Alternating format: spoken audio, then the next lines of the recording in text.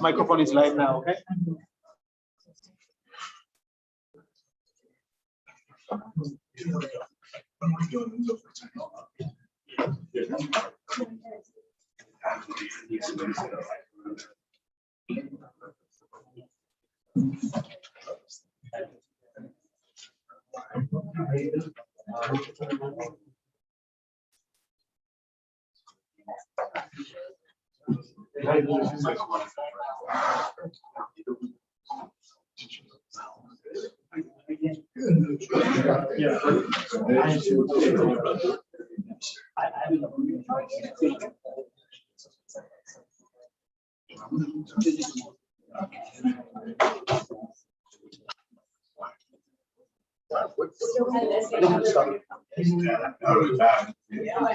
I was in high school.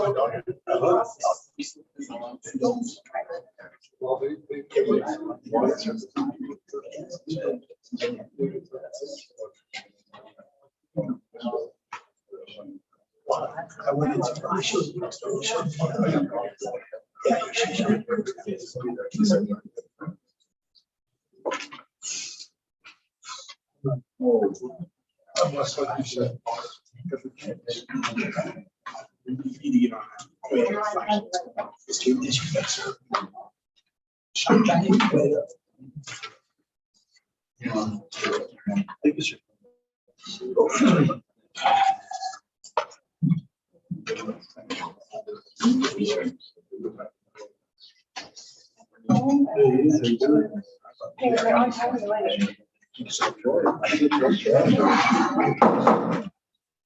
It's 5:30 p.m. on Tuesday, June 22nd, 2021. I call this regular meeting of the Kingsville Independent School District to order. This time we'll have a roll call vote. Trustee Brian Kufal. Here. Lieutenant Colonel Kreitz. Here. Mr. David R. Garcia. Here. Ms. Elizabeth Ramos. Here. Mr. James Glucy. Here. Ms. Delma Salinas. Here. And Mr. Corey Garza is present. Let the record show that there's a quorum of board members present, and this meeting has been posted in accordance with Government Code Chapter 551, State of Texas Open Meetings Act. At this time, we'll move on to the moment of silence, followed by the Pledge of Allegiance, along with the Texas Pledge.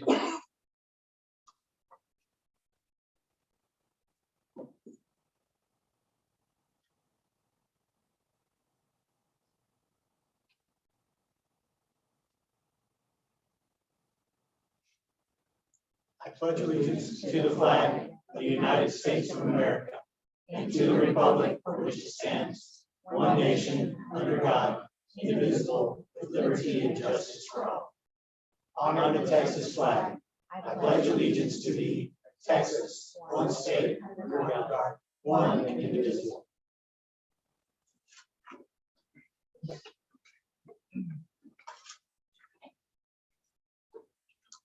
This meeting will be live video streamed at the following http://bit.ly/3SROL This time we move on to item number 4, the adoption of the agenda. Do I have a motion to adopt the agenda? So moved. Been moved by Mr. Brian Kufal. Is there a second? I'll go ahead and be seconded by Mr. Garcia. Any discussion? If not, proceed to vote. All those in favor say aye. All those opposed say nay. Motion carries 7-0. Go ahead and move on to item number 5, to be public participation. Ms. Bettis, do we have anybody that wishes to address the board this time? Thank you, Ms. Bettis. Okay, we'll go ahead and move on to item number 6, which should be our communication from our administration team. This time we'll go ahead and move on to item 6A. Can be found in your board book on page 3. Dr. Bettis, first item of business. SHAP report committee, page 4. Our nurse in charge, Sue Wilson. As she's walking up, I just want to take a second to introduce our new secondary director of secondary education, Ms. Cynthia Winchester, who is here for the first time. So welcome. Just on behalf of the Kingsville Independent School District Board of Trustees, we welcome you to the KISD family in the city of Kingsville. Good evening, everybody. How are y'all? Doing well, Mask free. I'll try to. Oh, yeah. I want to say thank you for giving me this opportunity to let you know about our SHAC report. This year are related to my supervisor, Mr. Jacob Pettis, and Dr. Pettis, that we were not given any waivers for any screening or testing for any of our kids. We were told we had to go ahead and continue to test them face to face, 6 feet apart with masks. And we did that after the STAR testing because we kept trying to get waivers. I sent you a compiled report in here of everything that has happened this year as far as nursing. I sent you also the chart with the number of employees that were exposed to COVID, that were positive for COVID, our students too that were reported to us. Now, not every parent reported everything. And then the bottom is the State Department of Health regulations, screenings that are due June 30th that were turned in June 4th. So those are your screenings. You can look over the numbers. We had to screen the students that were in school. We made a lot of attempts to get kids who weren't coming to school, our special ed 504 referrals, making appointments for parents. It just didn't show. We did home visits to try to get them in. We had parents rescheduled 45 times. It's not just for that screening, it's for the benefit of their IEP, for special ed, and all the needs of that child being met. It was a little hard to do, and I don't know if this was parents didn't have a way or what. Y'all know we made national news with the vaccine for our employees. Kind of wish a few more employees had taken advantage of it. We did see some really heavy cases of COVID within the district, people sick for 3 weeks. Those people having to wait 90 days to receive COVID vaccine, some of them, the doctors said they could get it earlier. So don't know if there's going to be a booster for the fall. The FDA has not come out and approved any booster yet. But if they do, it will be probably free through the government, through the Sheriff's Department, Claybird County Sheriff's Department. And I thank Judge Madrid, thank Richard Kirkpatrick, and the nurse there, Angie Hack. She was awesome. You know, if I needed one dose for somebody, she would say, come to the Sheriff's Department and get it rather than opening a dose, because one vial of that was $10,000. So it was $1,000 per dose, and we didn't want to open it up and waste it on anybody. With the Go kits that were prepared, Dr. Sandoval, Dr. Pitts, and I met, and Mr. Pettis, and we looked at everything. We sent for a Go kit from a place in Pennsylvania. It was $150 with our logo on it. We managed to buy everything and save $8,000 on preparing them ourselves. We prepared 200 Go kits for each classroom. I understand we may need to prepare a few more. I think at the beginning of the school year we'll need to see the classrooms. But if we had an incident, we could use the classroom next door or whatever. But that was a big savings.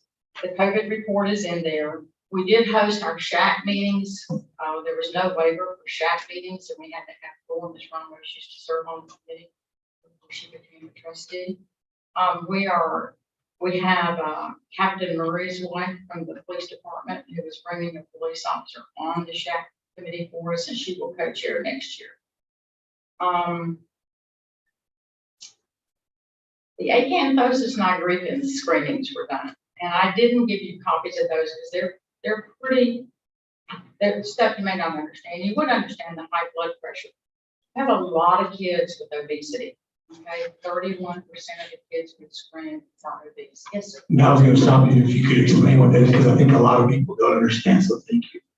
As far as what that disease state leads to. Acanthosis. Yes. It's called DRA, diabetic risk assessment, but the medical terminology is acanthosis nigricans, and it came out about 10, 15 years ago. I'm sure it was, where we had teachers trying to wash kids' necks, and these children developed these darkened spaces on their face, which I call at my age liver spots, and darkened places on their necks and their elbows. It's not dirt.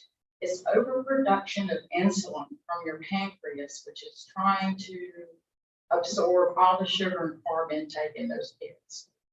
And so when they overproduce insulin, they run out of insulin.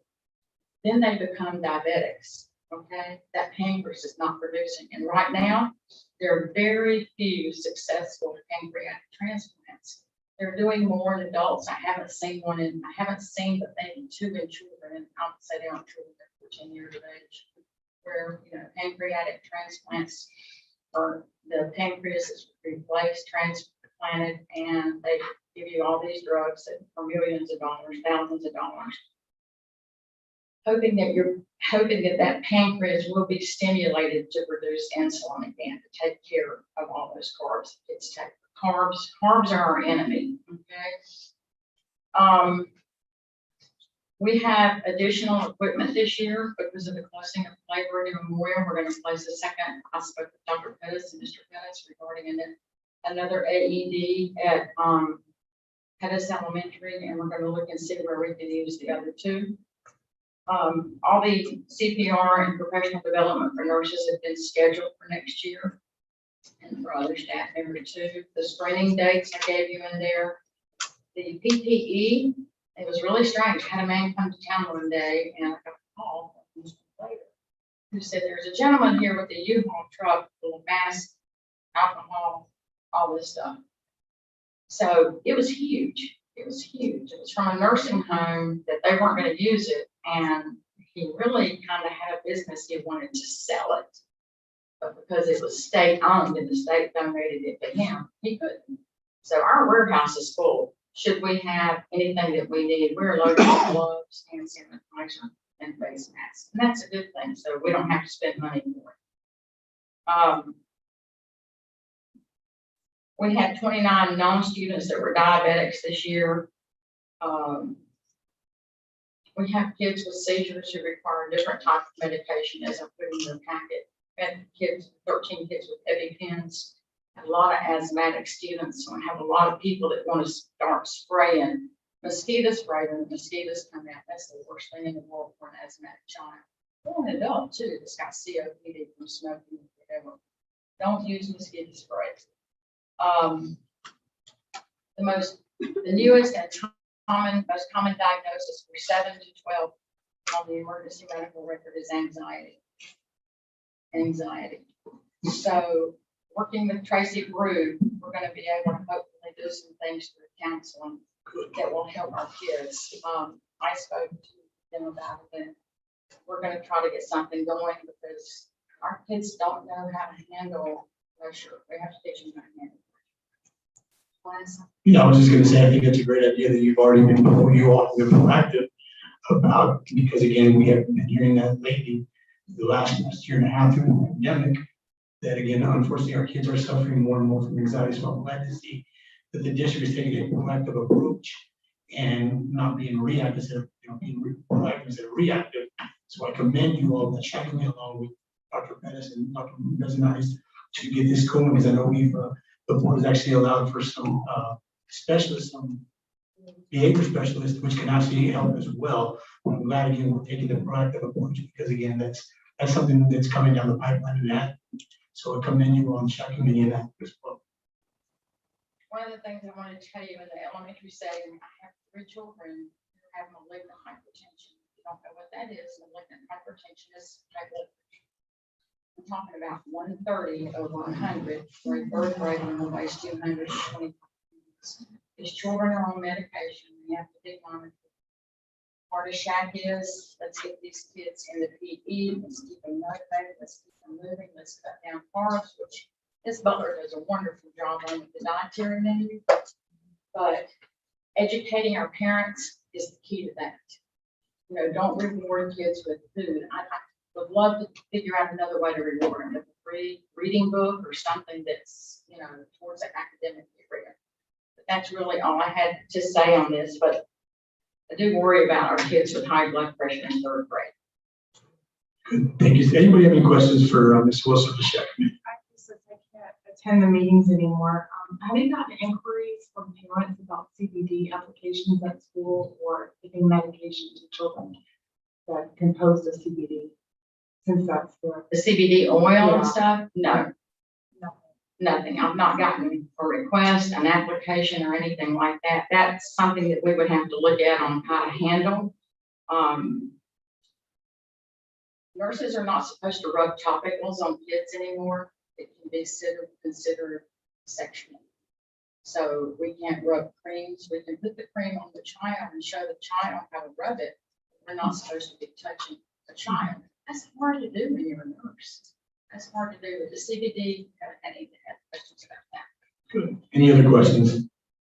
If I'm not I mistaken, have a question. On the, Ms. Wilson, are baseball fields, softball fields, coach, are they being sprayed down? Yes, Pretty much. I'm in communication practice every week about them coming out, especially after this rain. Yeah. They're gonna have to come do all the fields again. Good, thank you. Thank you. Ms. Wilson, thank you again.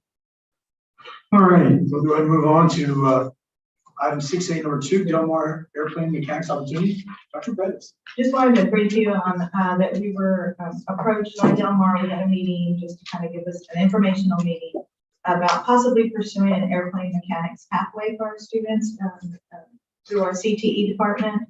And it looks really intriguing. And I will be bringing more information to you about that. So I just kind of wanted to put it out there that these are some discussions we're having about the pathway that could be an opportunity for the students. And I know the Navy base and Rolls-Royce company, Mr. Dick Desbarger, they're very interested in this pathway and trying to educate. There's no provision that prevents us from dealing with both Coastal Bend and Del Mar. No, because we would have to have an MOU with them. So we're just kind of introducing that because we definitely don't want to step on anyone's toes or anything. If it's a program that Coastal Bend already provides, maybe, but it They isn't, don't. right? No, I think it's fantastic. Okay. And again, I think this is a great thing for giving our students another path when it comes to CCMR. And again, these are some of the important things that the district is doing. And there's other things coming down CTE. I know that Dr. Bettis and Dr. Sandoval and Mr. Mayor, along with our CTE director, Mr. Ramirez, are working on. I know we're looking at hopefully bringing back some other ones.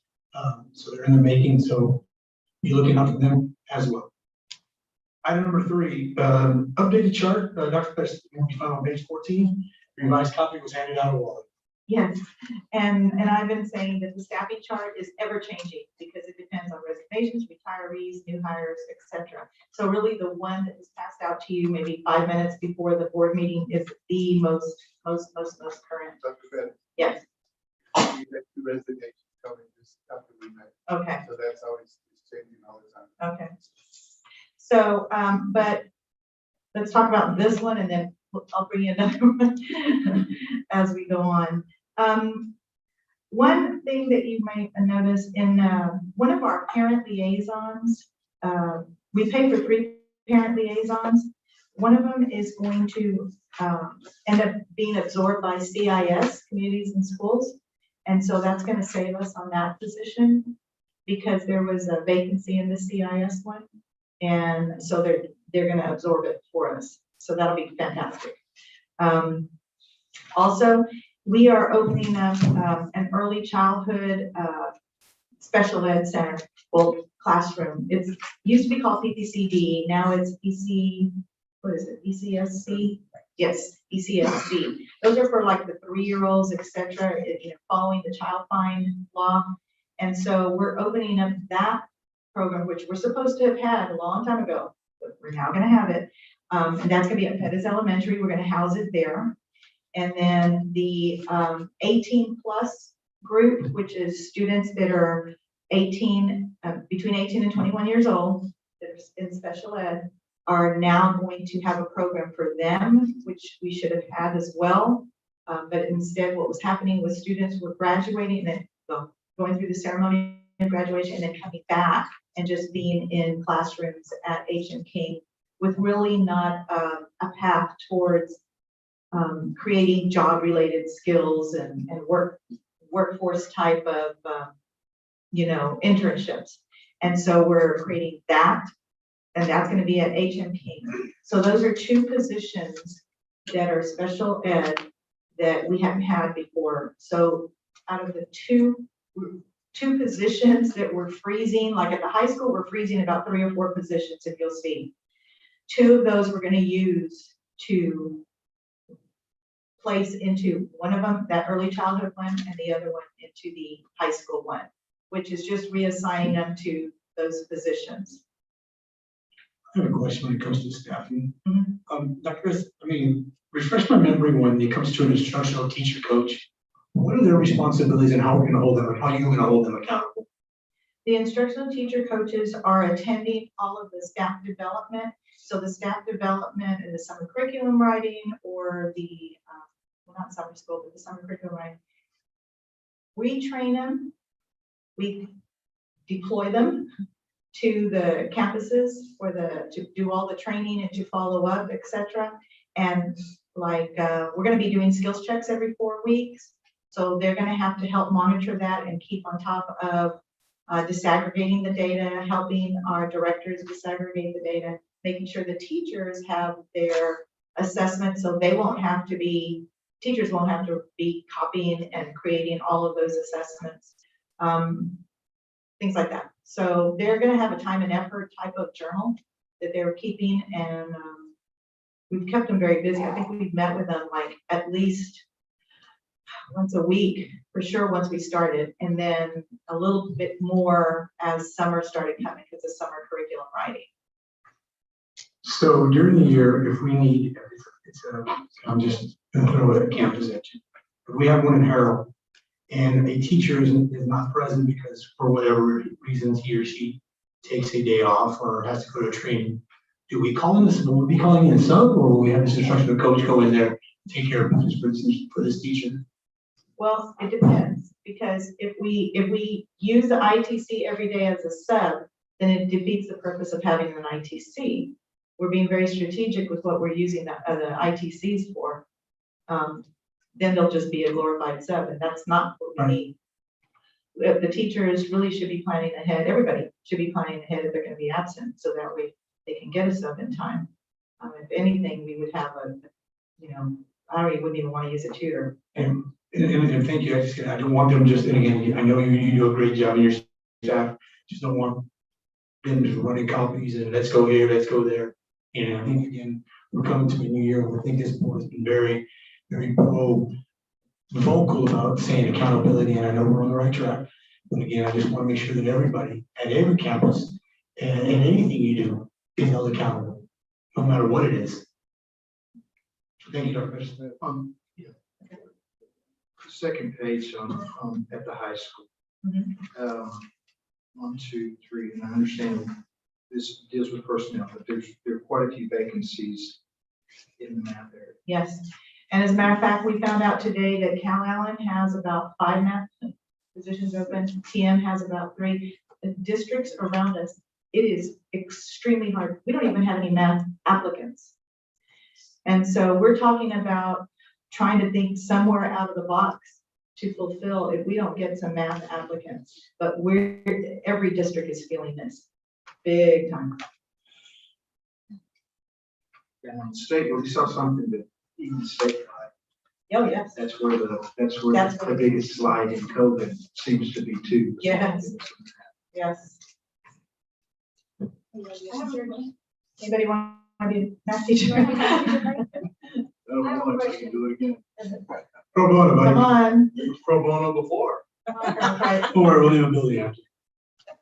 Go ahead, Carl, you have a question? Yeah, this structuralized, looking at Harvey Elementary, we got 4 second grade slots, but we got 5 third grade slots, and 4 fourth grade slots. Is that just an aberration in the class counts?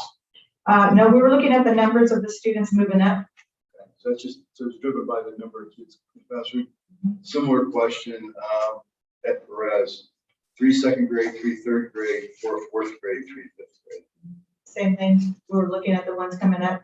I mean, we're gonna see, just today we had a family, yesterday we had a family come from the Middle East, the 4 students they're gonna enroll. Okay, so it's just driven by the number of kids That that are projected to be anticipate moving up. coming in. And then, I think I know that. Look at Harvey Elementary, you have a 5th science, 5th ELA, 5th math, 5th social studies. Which go to Perez, you have a math, an ELA/social studies, and a science/social studies. Is that 3 teachers gonna, take the load of the four, or? The Pettis is gonna be doing ELA and social studies, they're teaming, and the other one's gonna do science and social studies. because- Okay. Yeah. But over on Harvey, you have four distinct. Right, and that was a lot driven by the teachers also that were gonna be coming to us from Gillette. And so if this teacher was primarily math focused and really wasn't gonna feel comfortable about doing that science, so that's, Okay, I just noticed the difference. Yes. That's it.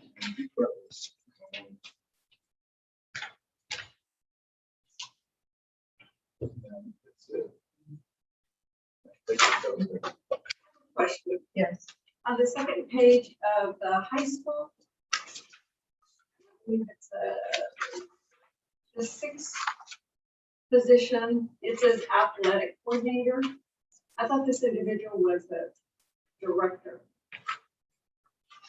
It's the first column on the second page. Oh, but mine's different. They're all. You see that? HMK, the second page? Well, it's, you see, I don't know if mine was just. Oh, First it's page. correct. our first page? Okay, I don't know if it was stapled correctly because Athletic coordinator, is it a Really should say coordinator director. It should position say director. or- so Mr. Bettis will fix that. It's director, it should be director. It should be director, Yes. okay, because it Correct. reads coordinator, and I thought that individual was the director. Because then we'll get caught with the chapter 21 non-superintendent, so I don't want to go there. So thank you for the catch. Okay. We've been down that road before. So it is. Yes, it's director.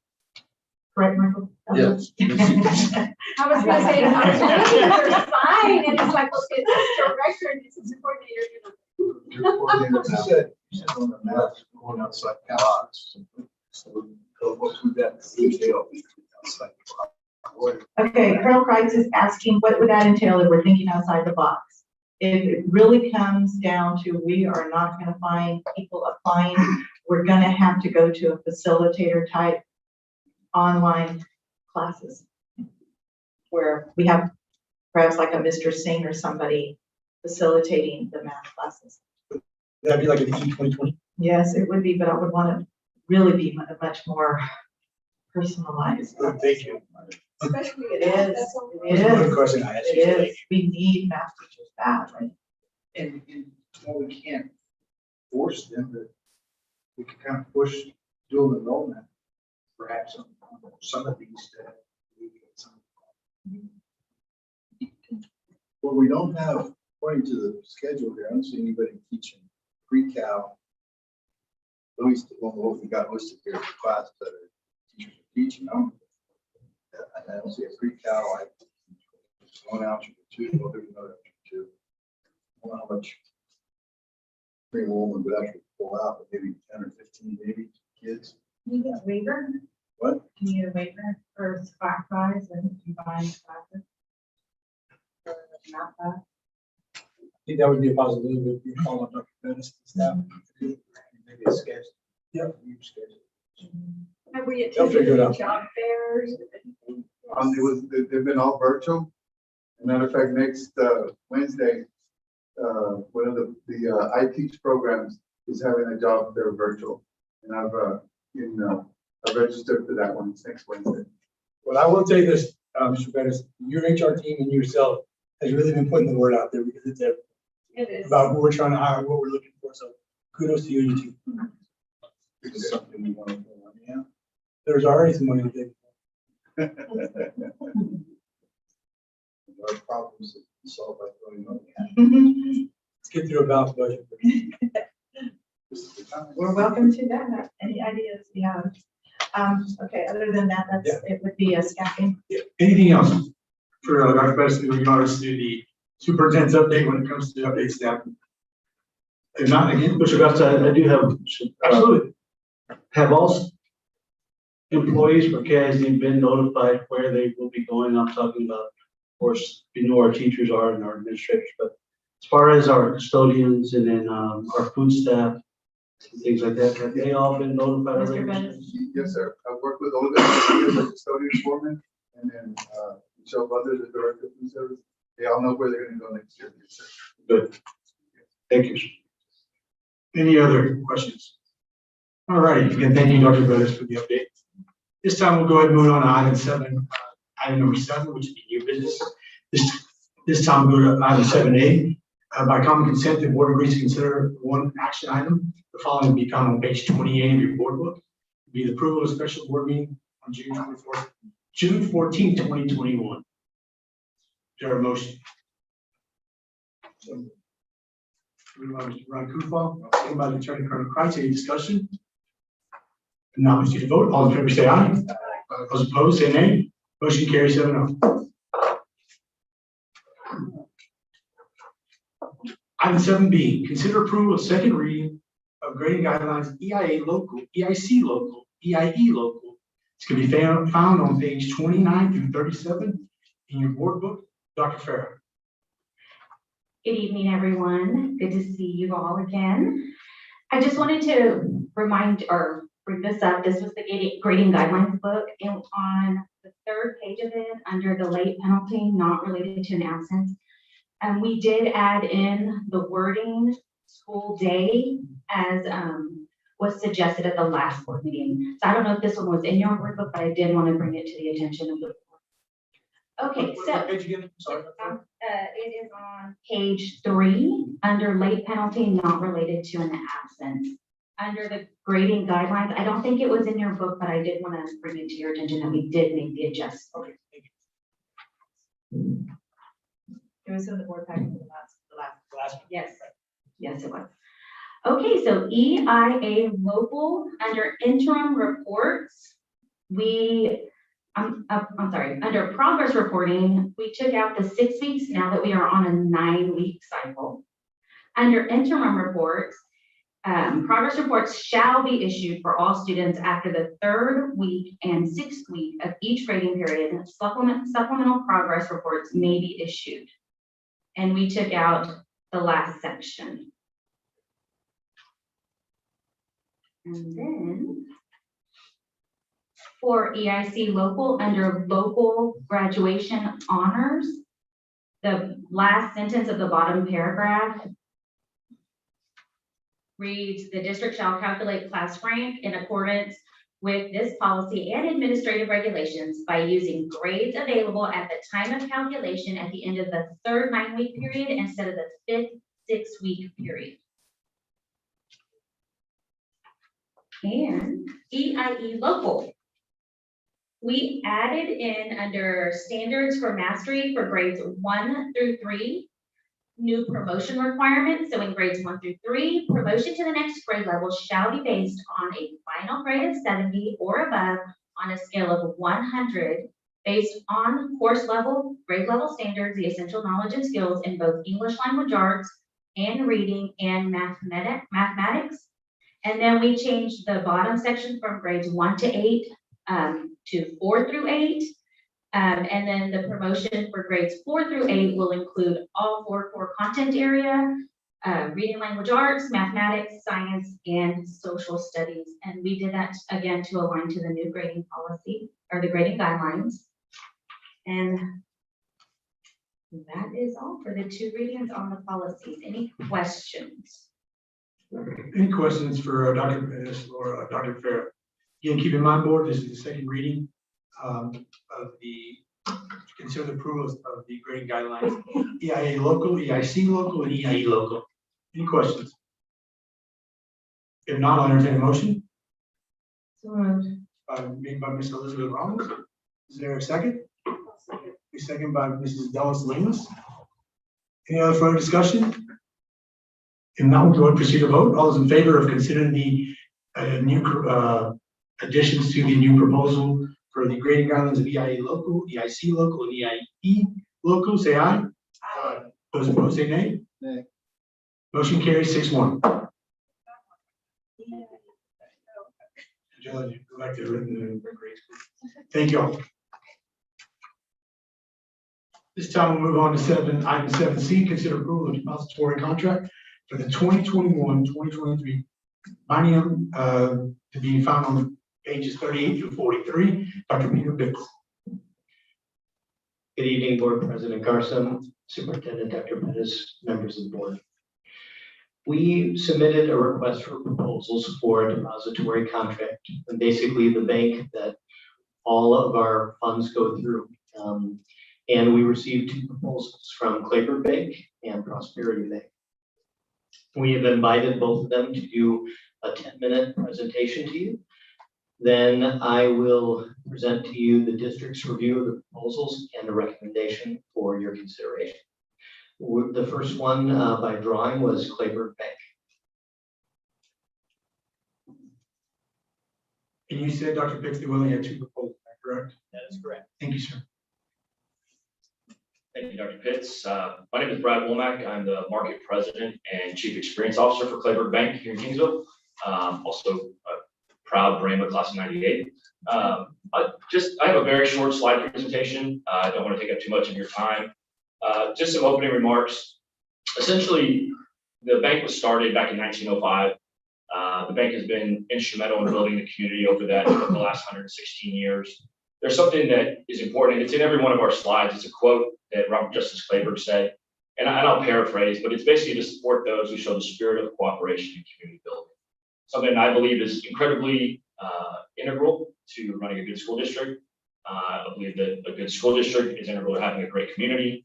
I believe that working in cooperation with those who have the same spirit is very important. So I'll just say that. I'm not going to bore you with a lot of the content. It's a very long RFP, and I'm sure Dr. Pitts has done a great job of summarizing that for you. The one thing I do want to share you is that something that we think is important is our people. We have a dedicated team. I lead that team. I'm actually the public funds officer for Claybird Bank.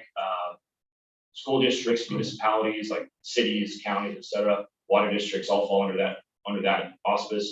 And so we have a team of 4 people that are dedicated to this process and managing all the online banking and all the things that might go through a public entity account. Those are their names: myself, Jessica Gomez, Jennifer Grove, and Daniel Solis.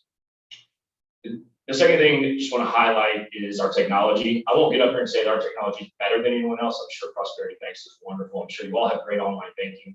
I will tell you that we've spent a significant amount of money to upgrade this system and to make it very easy to use. That's one of the things I think is really important. There's a lot of great online banking platforms. Some of you need a professional IT degree to manage, or you need a lot of help with. We are very convinced by our customers that it's a very easy to use system. Can handle all the things you need, everything from wire processing to direct deposit, payroll, other ACH services, as well as remote deposit capture. You can have on your desktop to avoid those costly trips to the bank. So very standard stuff, but the way we've got it packaged with single sign-on security, we think is very competitive. Lastly, we're very experienced in serving public entities. This is all public information, but we do provide very similar services to many of your counterparts in the area, including Kennedy County, Claybird County, City of Kingsville, Ricardo, Santa Gertrudis, and Rivera ISD. We have numerous others in different water authorities and other emergency districts. We maintain a healthy portfolio of investable securities to security deposits all the time, and have all the systems and infrastructure in place to take care of the district from that perspective. Lastly, just some of the highlight considerations. The proposal that we provided, I kind of stole this from the Shriners Hospital. They like to say that they provide very expensive care, but at no cost to their customers. And that's something that we try to do as well, try to provide you the best platform. Things that are free aren't usually that great, but we like to provide things at low or no cost. And so we've included that in your proposal. Another thing, obviously from an efficiency perspective, having your employees on direct deposit or payroll and making sure employees have access to low or no cost banking services is very important. We take that very seriously, and we have a couple of offerings that are either no cost at all, that's one option, or if they choose a cost-based option, they get a little more value out of that, but we provide that to your employees if needed. We also have programs for those who don't really want to be banked at all, but they need a direct deposit. We provide that with a card that can be used and access to withdraw their funds. And lastly, I mentioned this at the very beginning, but the spirit of cooperation goes a little bit further than just words. And we do this for a lot of our public entities, but we can provide financial literacy training. We can do that in the form of a seminar, webinar, on-site. That would include parents, children, anyone who wanted access to information. We can do that at no cost for the district. So I just want to make sure that those items are highlighted through the presentation. And that's basically it. We sort of pride ourselves on being homegrown, locally sourced, running all these things ourselves. But we do go and invest in the highest and best technology that we can to provide you with that ease of use. And I'd be open for any questions. I think I'm under the 10 minutes. So if there's any questions, we'd be happy to answer. Any board members have any questions for Mr. Womack? I don't think we have any. Anybody does? Mr. Womack, I thank you again for taking the time Thank you. to come forward and actually do an RFP, and appreciate it. Thank you for the opportunity. Yes, sir, Mr. Womack. Dr. Bates.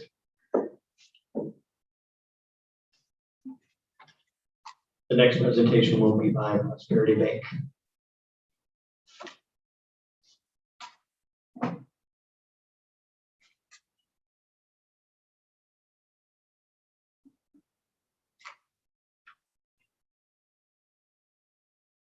Evening, Dr. Bettis, Board President Garza, rest of the members. I'm Eddie Garza. I'm with Prosperity Bank. Of course, I know Brad Womack. We've worked together in the past, different areas, different places, but I am the local bank president, market president here.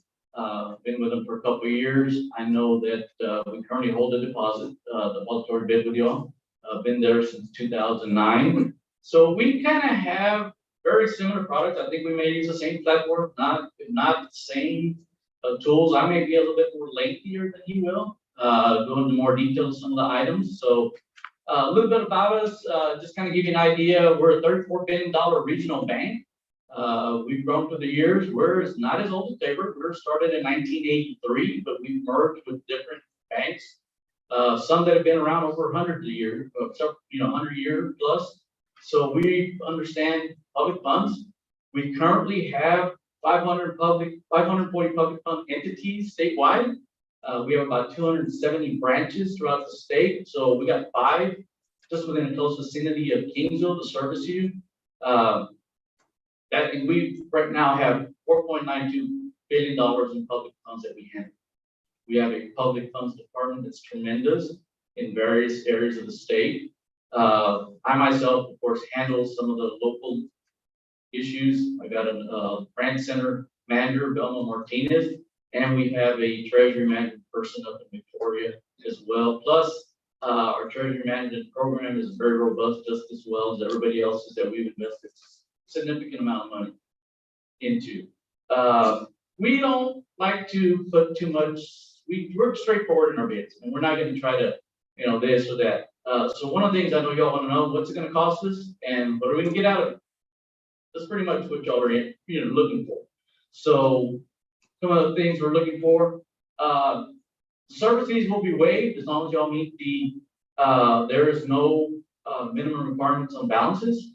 One of the things, interest bearing checking, you get that. So what we propose to y'all right now with a new contract is going to be our current now rate, which is 0.05 plus 0.1% variable. So as rates go up, your earnings will go up as well. So it's not something that we're going to say, well, you're locked into a rate. It's going to move with you. I mean, I know we had some contracts. I know currently I think we're way above that because several years back when we did the contract, rates were better. I believe right now y'all have a 0.35 floor. It was a now rate plus 0 with a floor of 0.35. So you've got a very good rate right now. It's going to change based on the new numbers. Of course, rates are down. So what we offer is also premier money market accounts if y'all decide that. And the other costs. What are your costs? We will offer all checks, deposit slips, and any other supplies at our cost, bank cost. So there's really nothing extra that's your checks, supplies, and cost you what we're paying for, nothing extra. Okay. Collateral, of course, we will pledge securities. Everybody's worried about, well, we're keeping $1 million, $2 million, $10 million in your bank. We're going to pledge securities up to 102% of the amount that you have in their month, plus interest minus any FDIC coverage, which would be $250. So that is to our Federal Home Loan Bank securities. So every year when y'all do an audit, y'all ask for the securities. We get a letter from the back office. Y'all get that, give to the auditors, satisfy their needs. Okay. Other things that we have, some of the quick things, option sweep accounts. Some people, I think y'all have a couple of them there, ZBA accounts, sweep accounts, sweep in and out of accounts. Some of the things we do not offer is investment advice. So you say, well, should we move this money here? Or should we do this? Should we? We don't do that. We don't do sweeps into other investment services like your Lone Star, Techstar groups. Some of the online banking services, account information is available pretty quickly. Statement retrievals available free as soon as they're out. Transactions, you can download all your transactions. I don't know what software y'all are using right now, but it's all downloadable to your transactions. You can sign your statements. Web-based wire transfers are also available. One-time recurring loan payments if you don't have any debt obligations. That is also available to y'all. Goes on to discuss some of the other items that y'all are already currently using. Positive pay, that is one thing that y'all do not use right now. It's available to y'all. That is basically, we look at a check register that you have. If you have a check that comes in, it's made out for $50 and somebody's presenting for $5,000, and we're like, whoa, it's not here. And it's not for the amount, or this check's not there. Right now, we have to kind of look at sequences. So it's something that y'all can use as well as positive pay. Somebody that's happened before where somebody loses a check, it's not there, we're like, well, it's not showing up on the register. Remote deposit capture, same thing. You don't have to even go to the bank. I know John comes over every so often, takes care of that.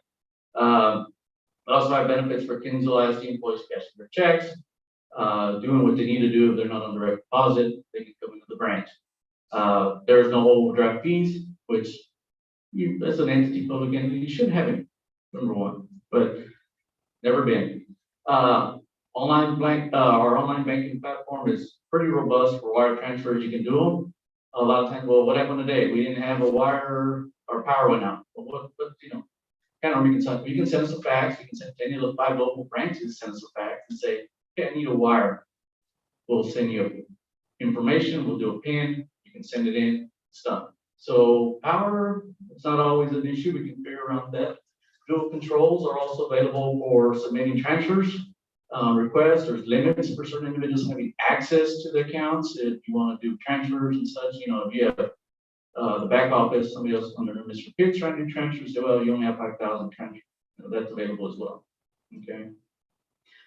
And we've been with y'all since 2009. I think we've had a good relationship through the time. I mean, we've been available to y'all as anytime anybody has questions, we're there. Our Treasury Management group, which is available also as well. We also have been, working with y'all through the years. I think we did the softball fields scoreboard a couple of years ago. I didn't go off the pitch. It was kind of in transition when I was here. Work in conjunction. Of course, we've done some foundation support as well. But the main thing I think right now is where are you going to get more from us? It's going to be in your interest rate, okay, your deposits. With your deposits with us, where's your most money going to come back indirectly? Directly, it's going to be directly to your rate. I do not know what the other bid includes, but that's probably where you get your most money back from us.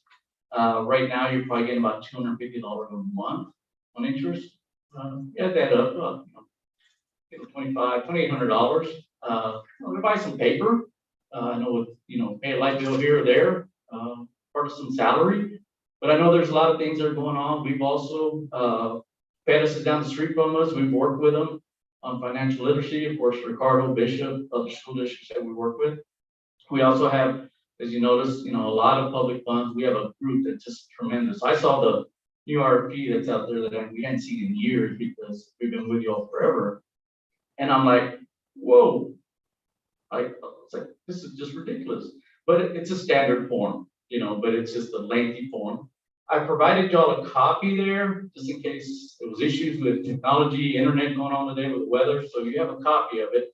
You also see the charges, the fees, the no charge fees that we were charging for on the items on Exhibit A and Exhibit B. You have the proposal plus Exhibit B shows you the charge fees. Okay, which, there are pretty much no charges included unless you decide you want to go with something non-standard. Any questions? We appreciate being with y'all. Wish I could make more board meetings, but doesn't always happen. Me and Brad and I were talking, so there are more people are here, but a lot of people do the online as well. I'm sure the reporters are probably online today. Any questions for me? Does anybody have any questions for Mr. Garza, Prosperity Bank? Yes, sure, I do. Okay. maybe to Dr. Pitts, in our packet, there's a form that has yellow lines. It's a fee schedule. Okay, and so this is the same thing that's being presented here. Yes, I've included one of those. So basically, on this schedule, we have two areas of charges, one being ACH, and then the other one looks like the standard charges per items, per physical item, but it's all under a category called lockbox. Yeah, that's under lockbox. So if you decide you want a lockbox, which is where you mail in checks or something, we'll charge you that. Normal ACHs are not a charge. You can do those anytime. So there is no per item process charge on either deposits, checks, any part items going in. No account analysis done. Okay. Pretty much free, unless you decide you want something extra, pay cards, little things of that nature that, you know, are gonna cost you some else for this card, but everything else is pretty much standard. Lockbox situations are very, you use that a lot in like receivables. Sure. companies, No, you I have to sign off. understand what lockbox, that's the only place I saw any charges and didn't understand if that was for the standard is, but that's for lockbox, which we don't. have. You know, yes. Any other questions for Mr. Garza with Prosperity Bank? Mr. Garza, again, thank you so much for taking the time to come to the board and explain the RFP. So thank you, sir. Thank you, appreciate it. Dr. Pitts, I have a question. Yes, sir. Would you happen to have, again, being totally transparent, a comparison of fees and interest and earn and minimum deposits from both RFPs? Yes, I have that prepared for you. Yes, yes. Thank you.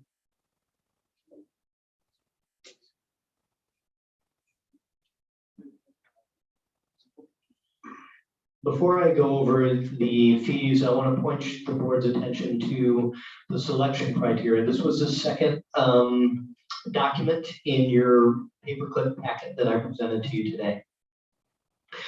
This was a selection criteria in the request for proposals that we provided with any of the banks that wanted to make a proposal. As you can see, the biggest one was cost of services. We put 50% as the cost of the services. And again, we wanted to communicate to all presenters of a proposal how much we valued this criterion. There are other criterions in there as well, including additional services offered. We compared this with the finance team. We also looked at automated services and fraud prevention, interest rate suite. We looked at all those things. And again, we currently have Prosperity Bank as our depository contract. And in the past, before 2007, we had Claybird Bank. And during that time, I wasn't here during that time, but Sandy Galindo and some of the other members of our finance team were here at that time. And we were pleased with the services they offered, and we're pleased with the services that Prosperity Bank offers now at this time. A lot of them offer the same types of additional services as far as having direct deposit, as far as being able to see everything that we need online, as far as having fraud protection.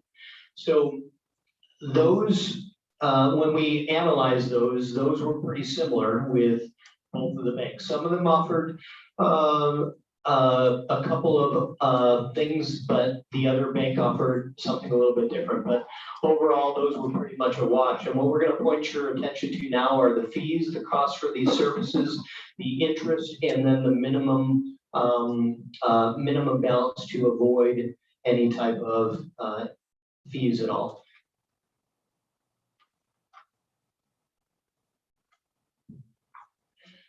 So what you have here in your board packet is the fee schedule for Claybird Bank, and we'll look at the one for Prosperity Bank in just a moment. So I'm not going to go down, but you see the fees for the different items there. And again, you have this in your board packet. So I won't go through them individually, but you see that there's fees for different services that that we use each month. Now, if you could pull up the one for Prosperity Bank. Again, Mr. Kufal alluded to this. There, for some of the same services, there are no fees. The only fees here are for the lockbox, which we do not use. And then for, again, the ACH as well. This was also in your board packet.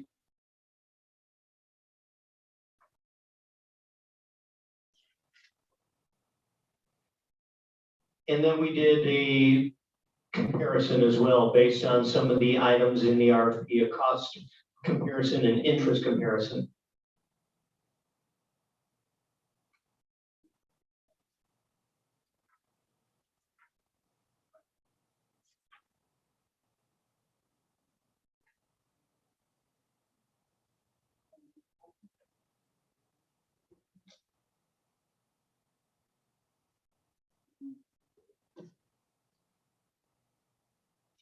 So we did a slight comparison on, first of all, minimum balance to avoid fees.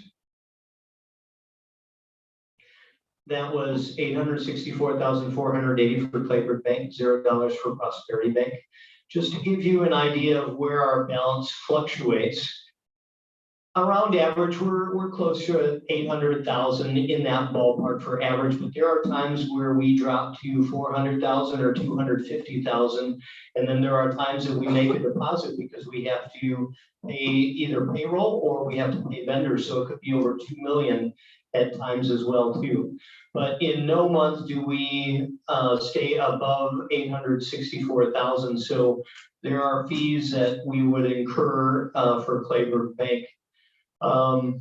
Estimated fees by our finance team were $495 for a year.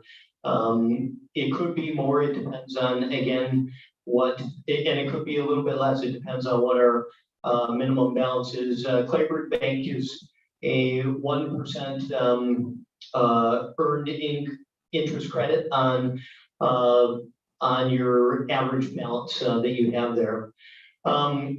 We also looked at the estimated fee per year, again, was $495 for Claybird Bank, 0 for Prosperity Bank. We looked at the interest rate, 0.01% for Claybird Bank. In the proposal for Prosperity Bank, they put 0.10%. I know that right now in their proposal, they said that it had changed to 0.15% as of February, but that was not in their proposal as far as being the floor. So floor for interest is estimated to be $80 for Claybird Bank and $800 for Prosperity Bank. Based on the cost of the fees and based on the minimum balance to avoid those fees and the interest that we expect according to our RFP, we had to give that 50% weighting. And because of that is to have Prosperity Bank for our depositor for the next biennium. This would be for 2 years. At this time, we'll take any questions from the board. It's almost apples and oranges a bit because you've got one that's a strictly an account analysis and another one that's giving hard interest, if I understand it correctly, from the two guys that are here. Can you verify for me that there are no service charges at all that the district incurs on any of its statements, other than ACH? I mean, I understand the ACH, and that's not a bank charge necessarily. That's a pass through many times from some other organizations. Yes, I can verify. That's the only service charge that the only items that are charged. Yes.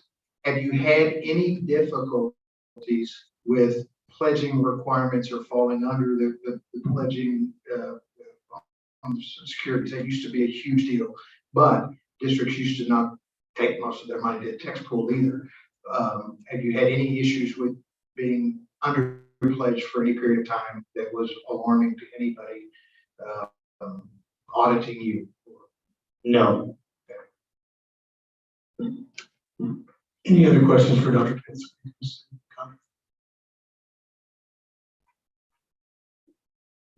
There's no any other questions. Again, you heard the recommendation by the administration team to use Prosperity Bank as the recommendation approval of depository contract for the 2021-2023 biennium year. Is there a motion? So moved. Moved by Ms. Elizabeth Ramos. Is there a second? Go ahead and second that motion. It's been moved and seconded that we again approve the depository contract for the 2023 biennium to approve Prosperity Bank. Is there any further discussion? If not, we're going to need to vote. All those in favor say aye. Aye. All those opposed say nay. Motion carries on a 5-2 vote. Thank you, Dr. Pitts. Item 7D, consider approval of employee compensation for the 2021-2020 school year. This can be found on page 44 to 48. Dr. Pitts, you have the honors. I'd like to start off with the pay raise history for the last 6 years. This was also in your packet that I presented the documents today. So as you see in 2014, 2015, for teachers, we had a raise of $750. Then for professional staff, 2%, clerical and auxiliary, also 2% across the board. In 2015, 2016, 1,250 for teachers, and you see 2.5% across the board for the rest of the staff. 16, 17, 1,000 for teachers. And we had a 2% professional and 3% for clerical and auxiliary. 17 and 18, 750 for teachers, 1.5% across the board. 18, 19, $1,000 for teachers, 2% across the board. 19 and 20, the reason why it says variable for teachers is that was House Bill 3. We had to come up to the minimum salary schedule, and that was where they had teachers in the middle that had to be increased more than the beginning teachers. So then we had 1% for professional and 5% for clerical and auxiliary. And then last year, teachers just got the step, none for professional, 1% for clerical and auxiliary. The reason for that again was COVID, and we had a big budget deficit. So we had minimal increases last year. Again, teachers just got their step, and professionals got nothing, and it was 1% for clerical and auxiliary. So that's just a little bit of history before we look at what we're bringing to you today.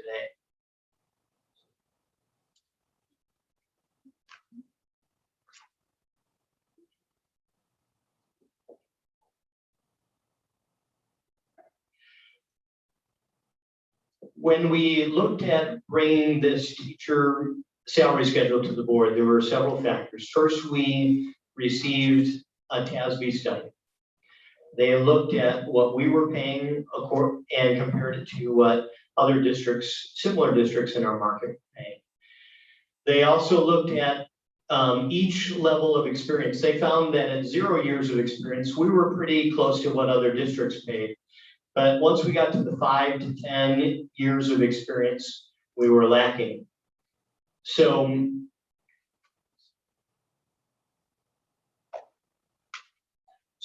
one thing that we looked at was making sure that we had a bigger increase for those teachers in the 5 to 10 year range. As you can see on this salary schedule, the minimum increase is $2,550.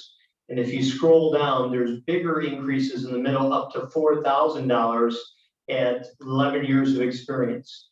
Again, this is to close the gap. If you remember when we made that TASB presentation, there was that big gap in the middle years of experience where we lagged behind market rates. The other thing that we looked at when putting this together was what other districts were currently paying for their starting salary. There were some districts that were giving over $50,000 for beginning teachers, Fremont, Corpus Christi. And in order to remain competitive with teachers, as Dr. Pettis mentioned right now, it's hard to get teachers. Teachers, especially math teachers, are wanting to go where they're paying more starting salaries, where they're paying more for more experienced teachers. We believe that this pay schedule that we gave you now, although this is not necessarily where we want to end up, this is what we can afford right now and what we can balance our budget by also supplementing with ESSER 3 funds next year. We want to maintain a balance of making sure that we have competitive salaries so that we can attract new teachers and experienced teachers and keep our current teachers, but at the same time, make sure that we do not get into another budget deficit at the same time. At this, if you could, our district has a salary schedule that goes up to all the way up to 50 years of experience. A lot of other districts only go up to 25, but we continue increasing to reward teachers to stay with us past 25 years of experience. So in your board packet, you saw that, again, it goes all the way up to 50 years of experience. At this time, I will take any questions on our proposal for teacher compensation.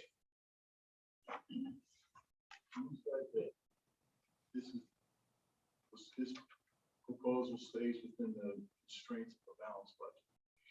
It does, with us this year having some expenses in the ESSER 3 budget that will not be in the general fund this year. Do we know what dollar value that is? Right now, it's close to $800,000. What's total salary Uh, on teachers? Are we? 800 is what percentage of the overall total? So are we talking total from the general fund, or are we talking from all the grants as well? Because our salaries are paid from the general fund, they're also paid from the food service fund, they're paid from IDEA, and then we also have some salaries paid from Title I as well too. All right, here's where I'm headed with this. ESSER goes away in 3 years. How much are we going to have to absorb in 3 years that we won't be absorbing in this next year? $800,000, and we will be able to absorb that through future attrition that we have in the next 3 years. Well, there's a possibility that we'll get more students and there's no need to absorb, so we'll get more NDA, but we'll get more money. Now, I want to look in the positive side of that, not the negative, but I know we have to cover our own behinds on how we spend our money today and not guesstimate what the future holds. Looking at our projections, as Ms. Ramos said, our projections were based on the same ADA we have right now. And we are hoping for more students to come back in the future. For every student that comes to our district, we get over $6,000 if they were to attend every single day. Again, it's based on their attendance. So if we get 100 extra students, we're looking at $626,000 extra dollars revenue to our district if we get 100 new students, which is well within the realm of possibility. I think you know that by now I'm a very conservative budgeter, and I make sure that I present the worst case scenario. So hopefully we will have higher ADA next year. Dr. Pitts, real quick. That's why we're here. We're investing for the future. Okay, that's why we're spending the money for our professionals to come in and carry us, take us to that next level. Some of the reasons why I think we don't have our teachers in place is because we look at the way the rate has been going fluctuating. That's crazy. Who wants to come to a district? Exactly. You know what I'm saying? So we want to make sure that we've got the staff, which we do, okay, with Dr. Pettis, bringing her staff over. We want to bring all these things up to level, to par, and even exceed that. So my thing is, I just want to make sure that our teachers are taken care of. Okay, that's key. If we're gonna retain our teachers, then we need to make sure that we're competitive in our salaries, okay? Which includes our diags, so, we want to get those, we want to get our counselors taken care of as well. So that's just one thing I think that we need to take into consideration as well. I think looking at that chart, it lays out the different titles, if we do a 3% increase, it kind of delineates them. And I think it shows this board that regardless of what the ETA has said to us and has told us, and what community has said about this district, that our teachers have continued to stay loyal no matter what. Unfortunately, we have lost some good ones, and hoping to get them back. But there's three things I want to talk about real quick before we move on. It's either we're gonna migrate, either they're gonna adapt to what's going on, or we'll have teachers migrate, which they have, or we're not gonna make it.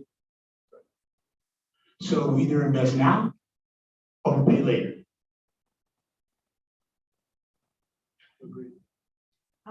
Did everybody get I got the email from Pitts with the surrounding districts salaries.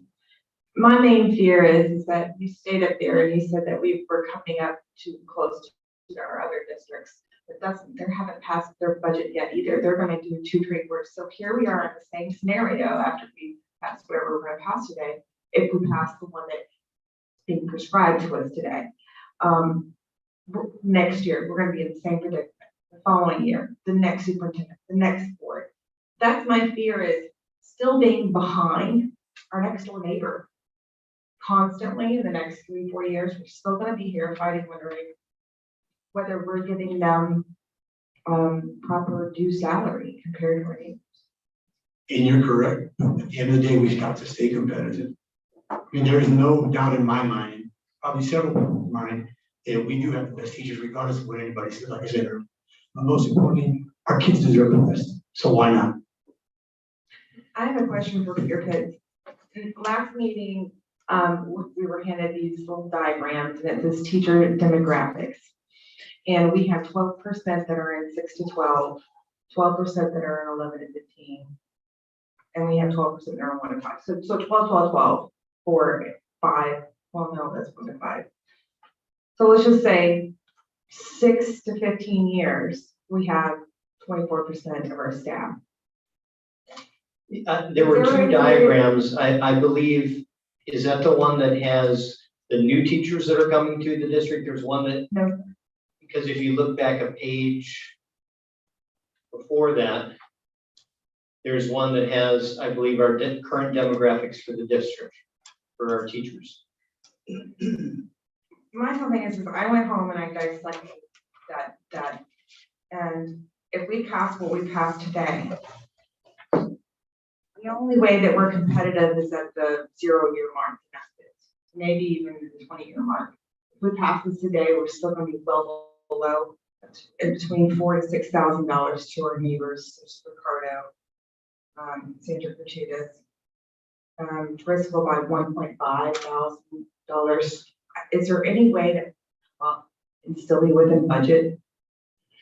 $1,000 or so for those years? So you come up, those teachers with $1,000, you have to come up with every teacher that has more experience than that, because you can't have a teacher with 10 years of experience getting paid more than a teacher with 20 years of experience. Right. So basically you come up $1,000, what you're looking at is $200,000 extra added onto the current proposal. And then next year it'll be the same thing, and the next year it'll Yes, be the because same thing. this is not a unique discussion. We've had this discussion every single year. And I certainly don't want to come off as being anti-teacher. I'm not. I'm not at all. But the district's problem over the years has been that we have not been efficient in the number of teachers that we had in terms of declining enrollment. And we're having to pay for that now. And I'm a little hesitant to say we can do this with a balanced budget with really $800,000 that's kind of coming from some other funds. So 3 years from now, after we've had this year's increase and next year's increase and next year's increase, then we're going to have to be absorbing it. And I understand that we could have greater number of students, and we could also have reach some of these efficiencies. So I'm not opposed to what's being proposed tonight. It's, it is a moving target at all times tomorrow. There will be districts that come out with that. Next year, when we do this, we will see that, you know, we're off in another area. We're never going to be able to get the perfect little mix here. There are some districts that specifically target new teachers as opposed to 20-year teachers. There's others that target 15 to 20-year teachers as opposed to, and so it's comparing ourselves to others. It has to be done because it's the market we live in, but it's a bit dangerous and sometimes misleading unless you know the mix of what we got. The other wild card is, you know, you got 5, 6 teachers here, well, more than that, but in one particular area we talked about a while ago. And if we should be able to get some teachers to you know, step in here, you know, they could well be 10, 15, 20-year teachers, which is going to have a larger impact. So it's constantly moving target, and I applaud you for the work that you have done to present. We have, CASB came back with with 2 recommendations. One was $1,100 for teachers, minimum. One was $1,650 for teachers. We have increased that to a minimum of $2,550 increase plus extra for those teachers in the middle. You saw up to $4,000. Even though it is a moving target, this is going to get us closer. This is again a greater increase than CASB recommended. Even though this may not be the final target, we believe this is going to get us closer to the target and keep us within budget. The other thing I wanted to present was the raises for the rest of the staff. So you saw the raises for. And Yes, also sir. the stipend. Before you run off of that though, the one thing that I don't think, I see your 6 through 15, 6 through 20 argument where we are clearly behind, but we're not clearly behind in the 0 to 5. We are actually, I think, ahead because we're not factoring in a very generous benefits package. So, you know, the purpose of the financial compensation package is to throw your resources at your need. And I don't think we're uncompetitive at that new teacher, first year teacher, second year teacher level. So are we paying for something that we really don't need to pay for? Now, you want to come back to the 6, 7, 8, 9, 10, make the argument, fine, I can accept that. But again, how many teachers do you have in that category? 24%, that's last percent. Okay, 24%. How many do we have in the 0 to 5 category? A lot. Which is where the biggest, you know, but we're gonna, so everybody's gonna feel right. The second thing is, what's our real need? Math teachers? That will be addressed in the stipends when we get to the stipends. We give a stipend for math teachers. Since And they're charged for that. Are we charging, we're gonna bigger stipend than what we already have? We'll see the proposal. So I'm saying is perhaps, you know, you target your salaries to your needs. And then maybe we don't have an $800,000, maybe we have a $500,000. But I don't think you can go through the established pay scale for English teachers, math teachers. You can't do stipends. Right. Through stipends, We're yes. going to here. You can't do stipends. That's my concern. I'm concerned about the $800,000 per year. Well, like just through attrition this year, we've saved 700, a little over 700,000. 768,000, but that doesn't include some of the most recent. That's in 1 year. So if every year we do that and we are staffing correctly, appropriately, according to our students, instead of just having all these teachers with, you know, not as many students. I think we're doing a much better job of analyzing our monies and making sure we're getting the best bang for our buck with the human resources that we have and staffing according to the number of students we have. And then as we grow, well, it just depends, you know, on how many students we're getting for what.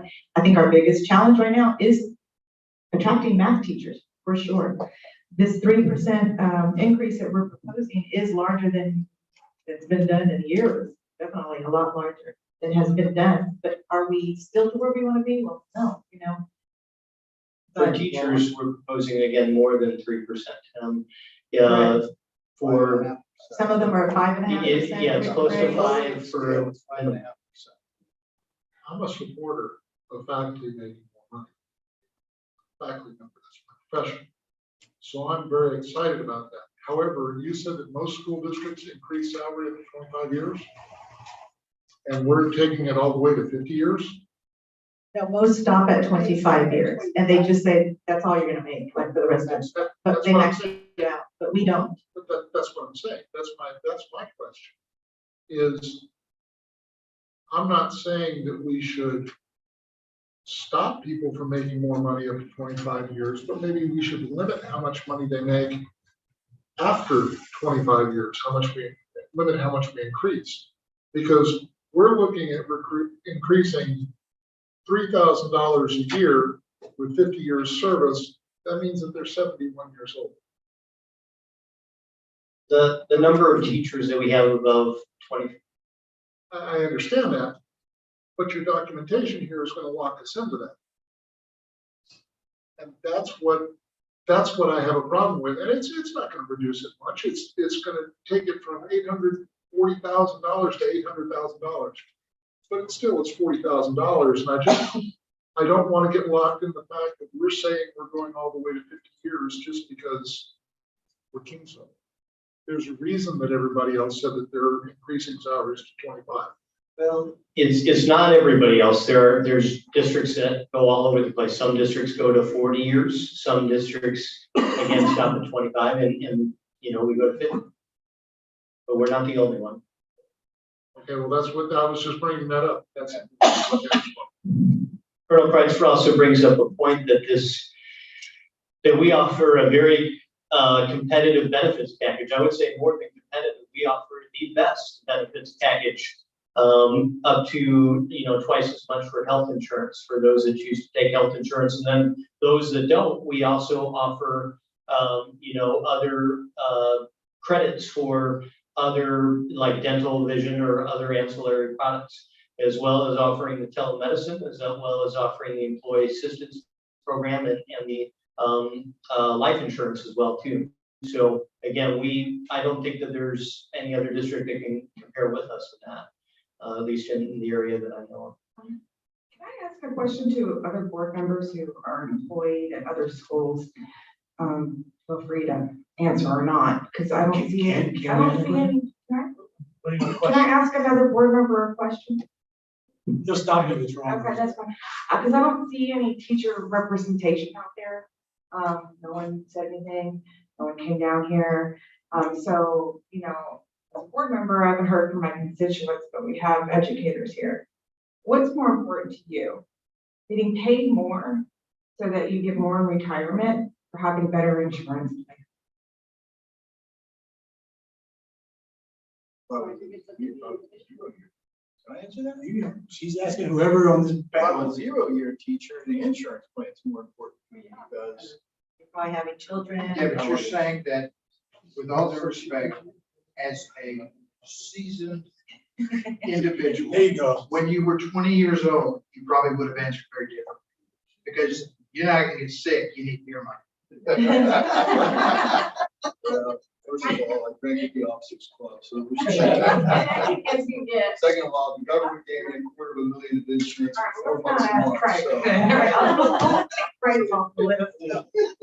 If As you're a- you're not concerned about insurance. You're See, and I concerned about don't- the money you make.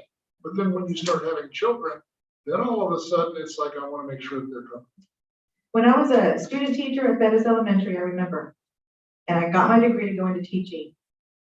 Kingsville was paying 21,000, Corpus Christi was paying 26. And I left, because my husband and I were so broke and we had a baby. And the insurance was very important to us because if our child got sick, our baby, we needed insurance. So at that time, it meant more to me than at this age now. It just depends on where you are at your stage of life. I think so too, because as you get older and you get all these years of experience, you're getting close to retirement. Well, you want to make more money towards the end, so your retirement can be bigger. So it just depends where you're at. I guess my concern is this, I think we're just paying a little much at the early end of the scale. Maybe the TASB recommendation is a little more appropriate at 0 to 5. Beyond that, yeah, I can see the argument of being competitive at the 5, 6, 7, 8, 9, 10, 11, 12-year mark. It's clear, you can see it. It's there for about a 10-year, 15-year gap where that line dips. And I think because right now, teachers are in short supply. The demand is huge, much bigger than I think it's ever been. I mean, you've got, was it Fremont that? Yeah, 50 grand? they've jumped.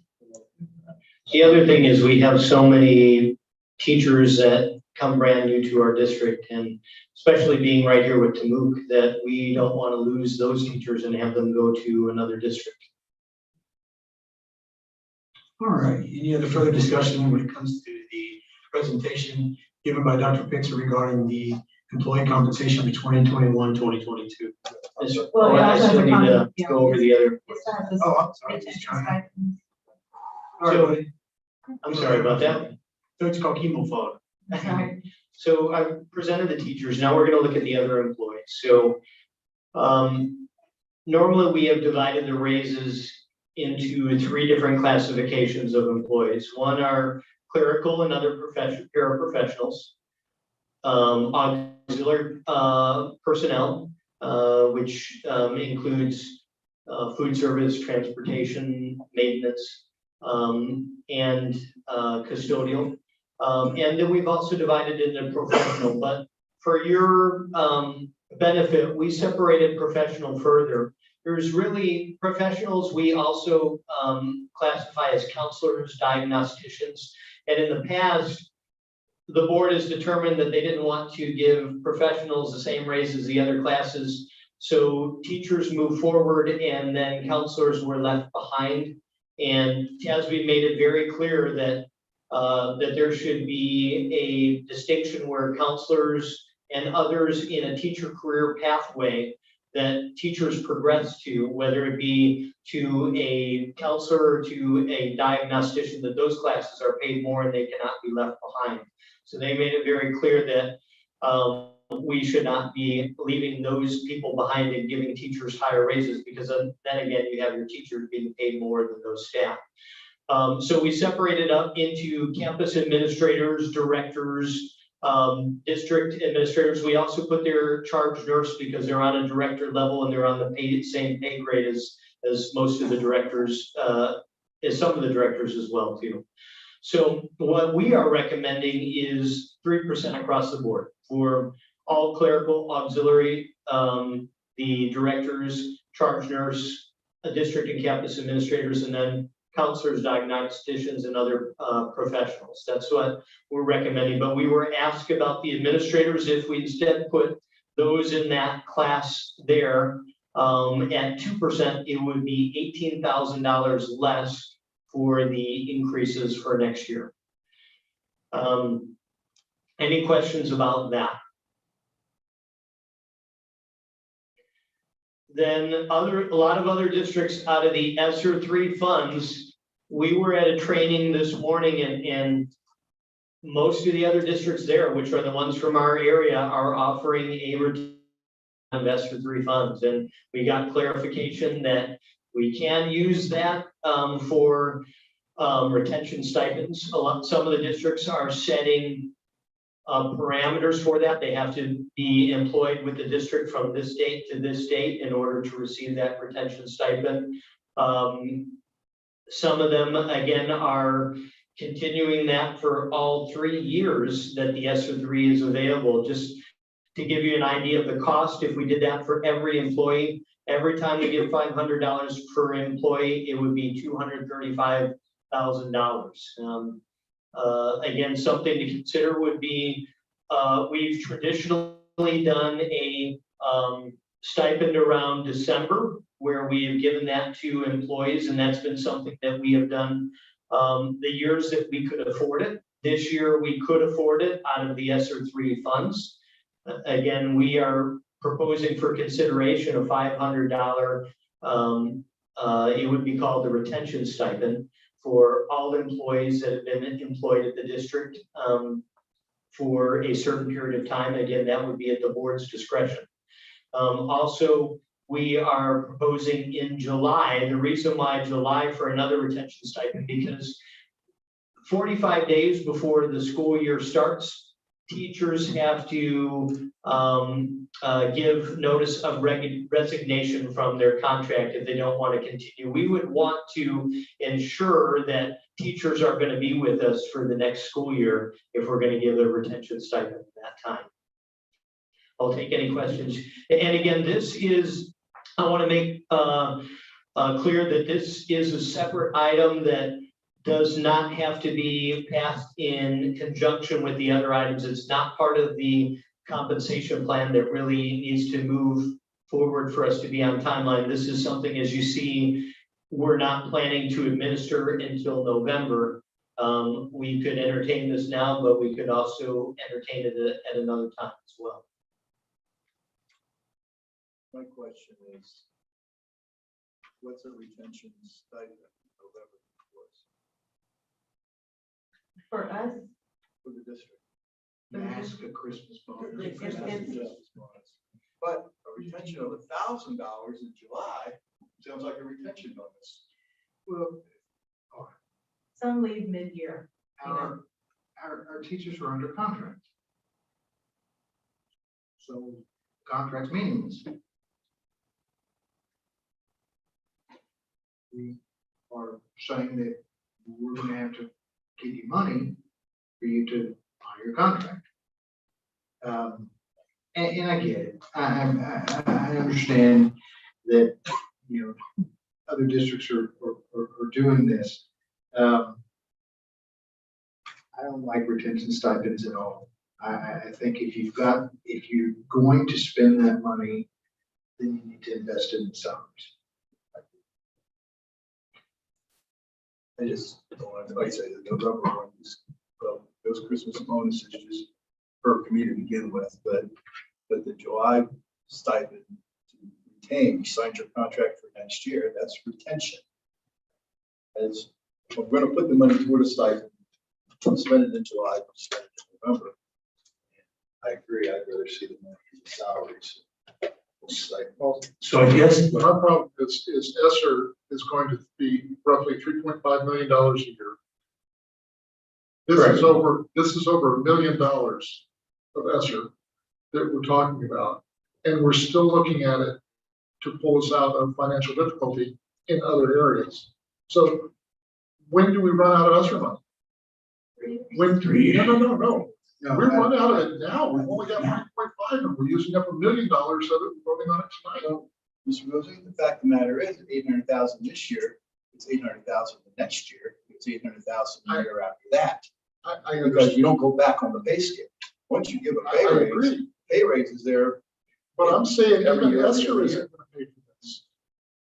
Sooner or later, we're going to run out of the $3.5 million. But the retention stipends are out of ESSER, so those are not part of your salary. So, and that's okay, because that's gonna go away, so we're not changing it. So, I mean. So my recommendation would be to, again, bring it up at a different meeting.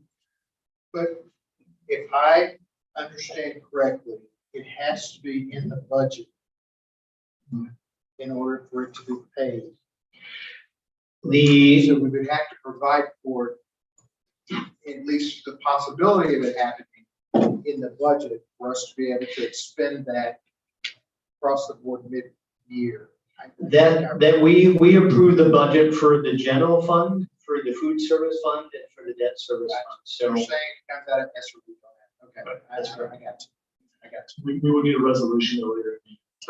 I know when we brought it this year, remember I came to you and we came for a December stipend, a one-time stipend, and yeah, it doesn't have to be approved tonight, but I think for planning purposes for teachers, I just think they appreciate us doing it, so they know what's ahead as they budget.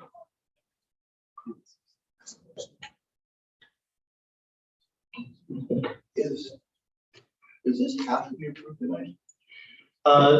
If you look at the, let me bring your attention to the budget calendar. I'm just saying, I mean, I guess the question is, Dr. Pitts, is there some, continue budgeting, using a stubby pencil for another week or two, because again, there's a lot of this stuff that I like, but I just feel kind of shaky about voting for something that's, I think, kind of front loaded that doesn't need to be front loaded. To continue where we are on the budget calendar.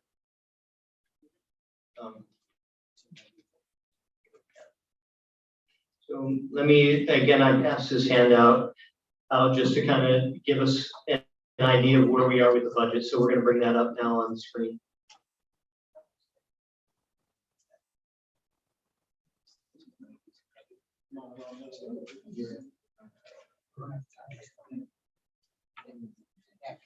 Okay, so let's go backwards.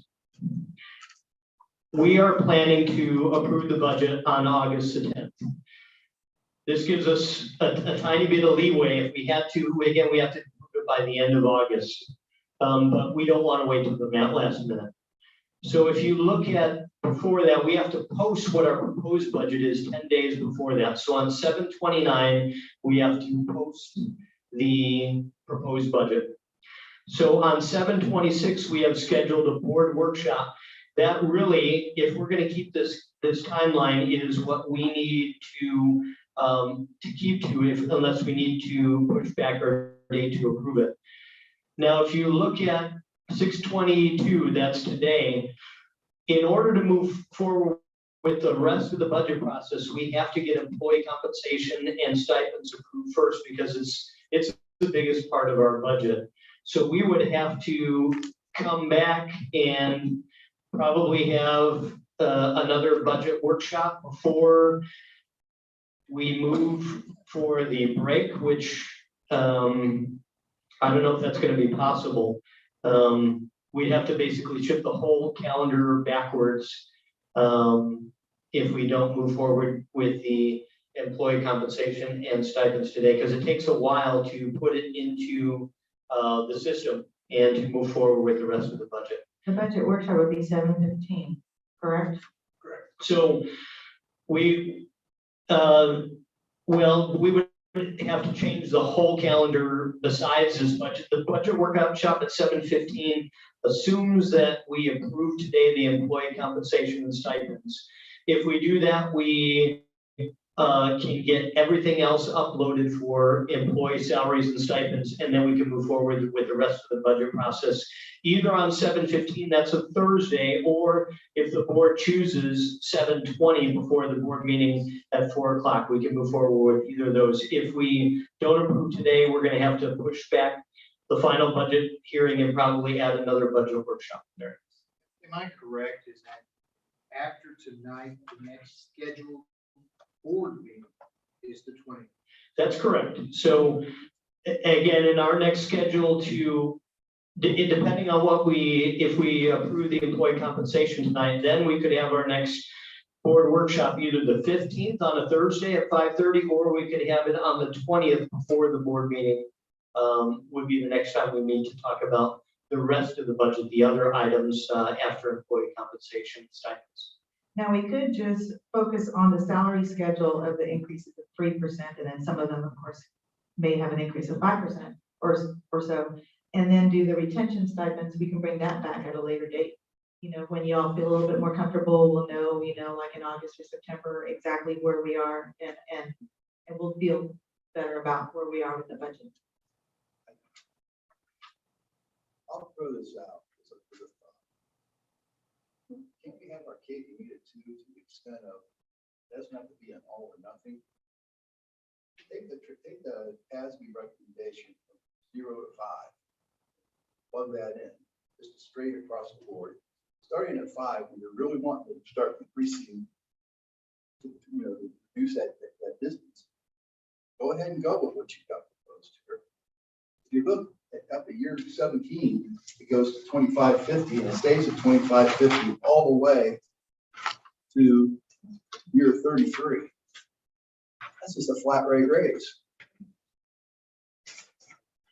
And to Mr. Lucy's point about the teachers over, that 2550, if you could continue on we're down to the end. And I think then it's like, we're putting the money where we really need to put the money, where we've got that biggest gap with our competitors. And we get the advantage of the fact we pay so much for insurance and our employees pay so little. We get the benefit of that for the first 5 years, where, what, 24% of our employees fall? Maybe we can come back next year and get another 3%, Well, at least right? next year, we got a better picture of where we stand. And again, 2550 is a pretty doggone good sized raise. You know, that's what? Or, I mean, they're not 2550, but it's still a 3% raise.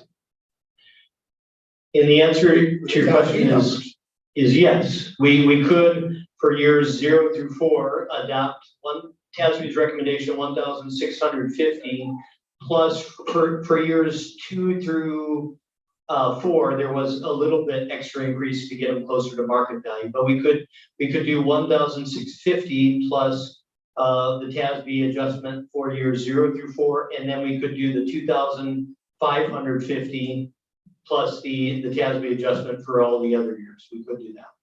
And my concern is I'm trying to get teachers to the district. And that would be my biggest concern, is that if we're not going to be as competitive. So that would inhibit you to perform your duties. That's what I'd be worried about, is that I know the vacancies we have and the shortages and how the pool looks. And other districts are fighting hard to get them. So what that would do in essence is lower the 0-year teacher from $47,000 starting salary to about $46,100 starting salary. And to a teacher, that's a lot. Keep in mind, we have stipends coming up soon, Yeah. but we don't have to be so generous. And that's just. And I don't think it's, I guess I'm not talking about generosity. I'm talking about funding your vision. Putting your money where you need it, like getting the biggest bang for your buck. I mean, we got to invest in our human resources. Dr. Pettis, I'm worried about. y'all have studied this, and you've dealt with it for weeks, for months. And you're telling us you can make this work. Yes, our recommendation is the teacher compensation schedule is presented, the 2,550 minimum increase plus TASB adjustments, and the 3% for all other job classes. That's our recommendation. You heard the recommendation by the administration. Is there a motion?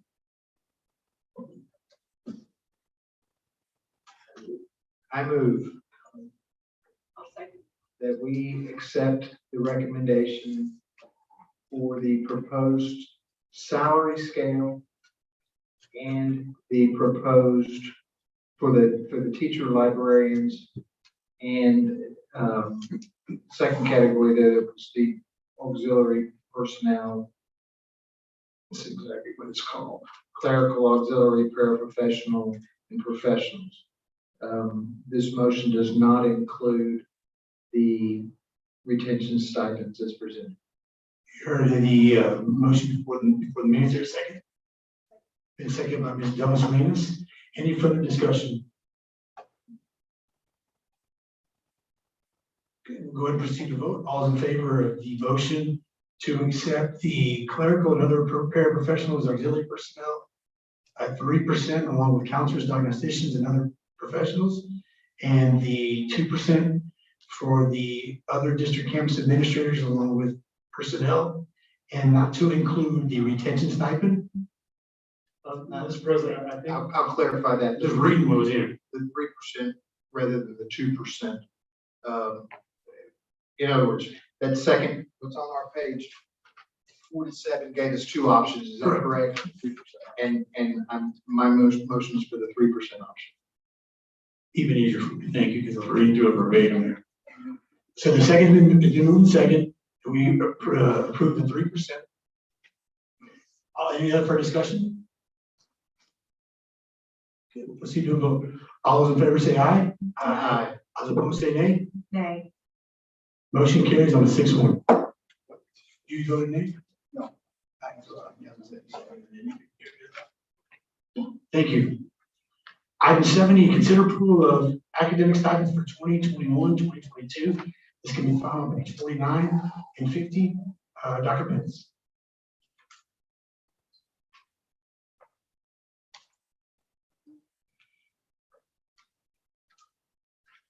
At the budget workshop, we presented a recommendation for academic stipends. We recommended.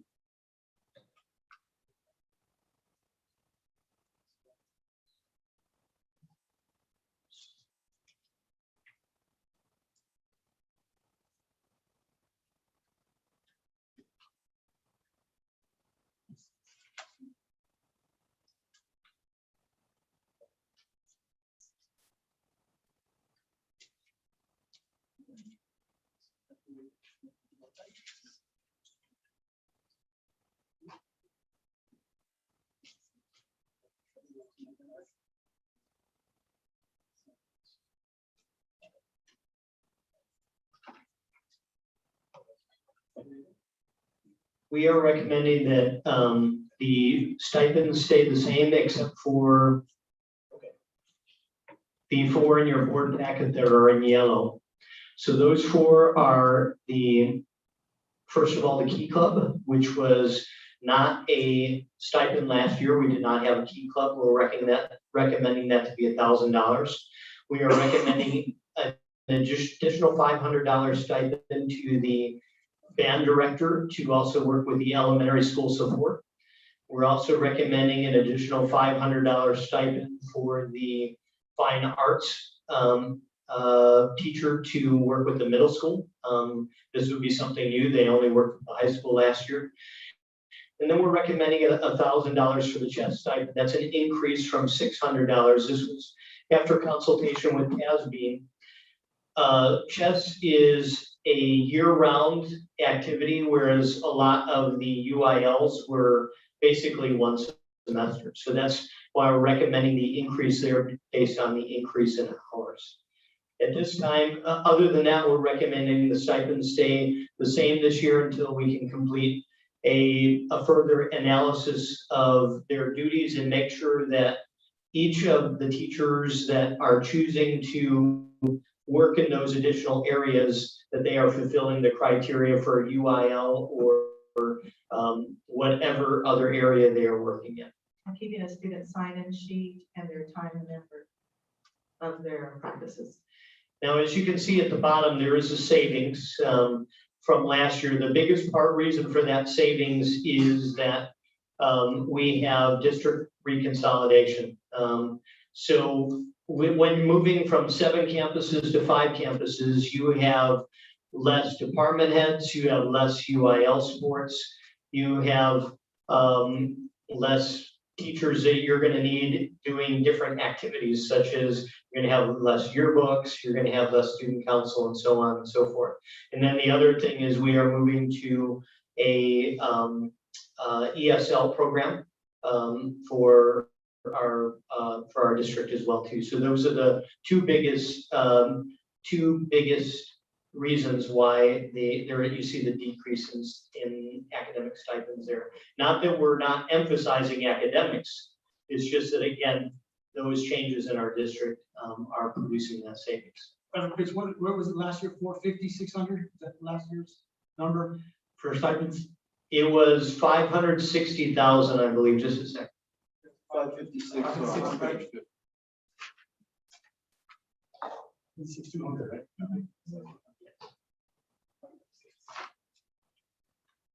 How many people we have that go through band? You mind me asking, Dr. Bettis? Mr. Mendes? What was the question again? How many people do you have go through your band program? That program? Total? Each, 100, 200, 300, I would 400? say high school on paper right now, at least, pre-COVID-ish, was 170 at the high school. At the middle school, Memorial, probably about 130. And then at Gillette, probably between 70 and 80 beginners. So whatever, 170, 140, and that right there. Let me ask this question, Dr. Bettis, back to fine arts. Now that we're going to implement the fine arts program in the 5th grade, what type of enrollment do you think we're going to start getting Actually, we're gonna do it throughout elementary, so all the elementary students are gonna be receiving music and art. All right, All of them. I'm gonna jump around here a bit just to make sure I'm understanding this right. And I know we're not there yet, but in a minute, we're gonna look at athletic stipends, and they don't have a nice little green box. Market savings, instead, that's an increase of about 49,000. So the net stipends, we're looking at right at $66,000 or so. Am I reading that correctly? If we adopted If we both are of those together, yes. My other question, just to be clear, we reference ESL, and yet earlier when we're talking about the faculty listings and the staffing, we still have numerous one class at least per grade that is marked as a bilingual class. It's, yeah, but we're doing the ESL program, so the bilingual is really ESL.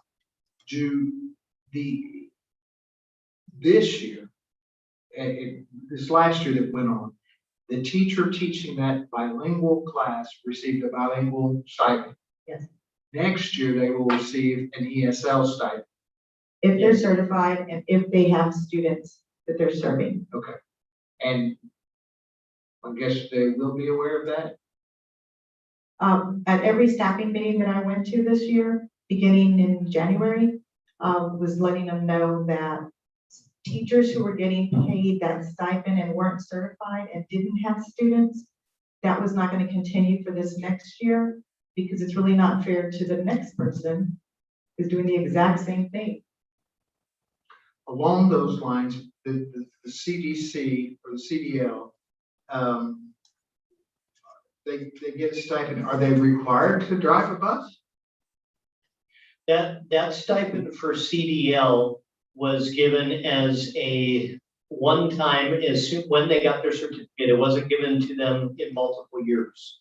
So it was given to them as they got their CDL, and then when they drove, they got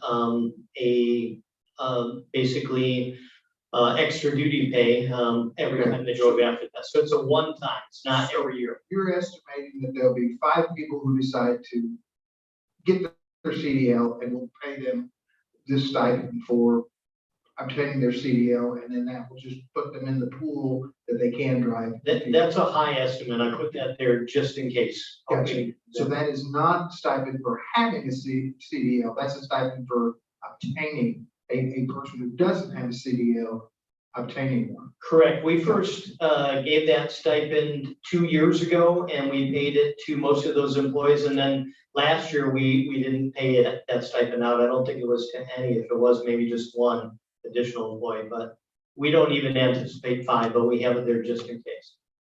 I have a random question because it was just mentioned when they drive the buses, they get extra duty pay.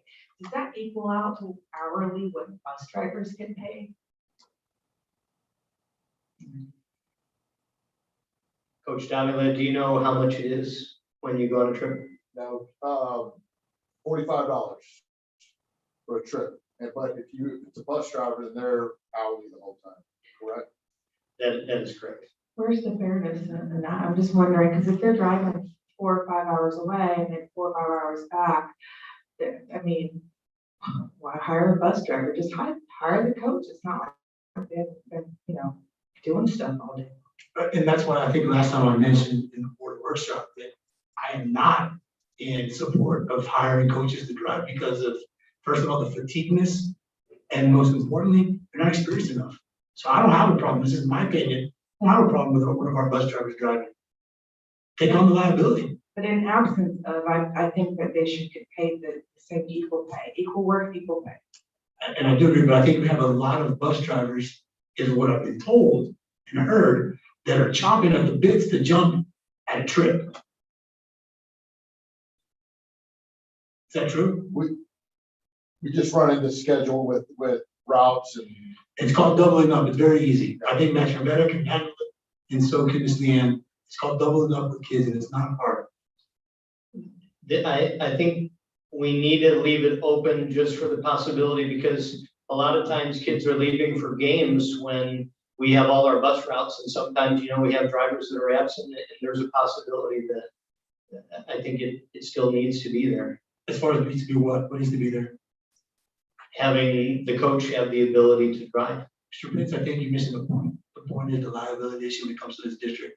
And I will never put this district when it comes to a liability issue. That's my opinion.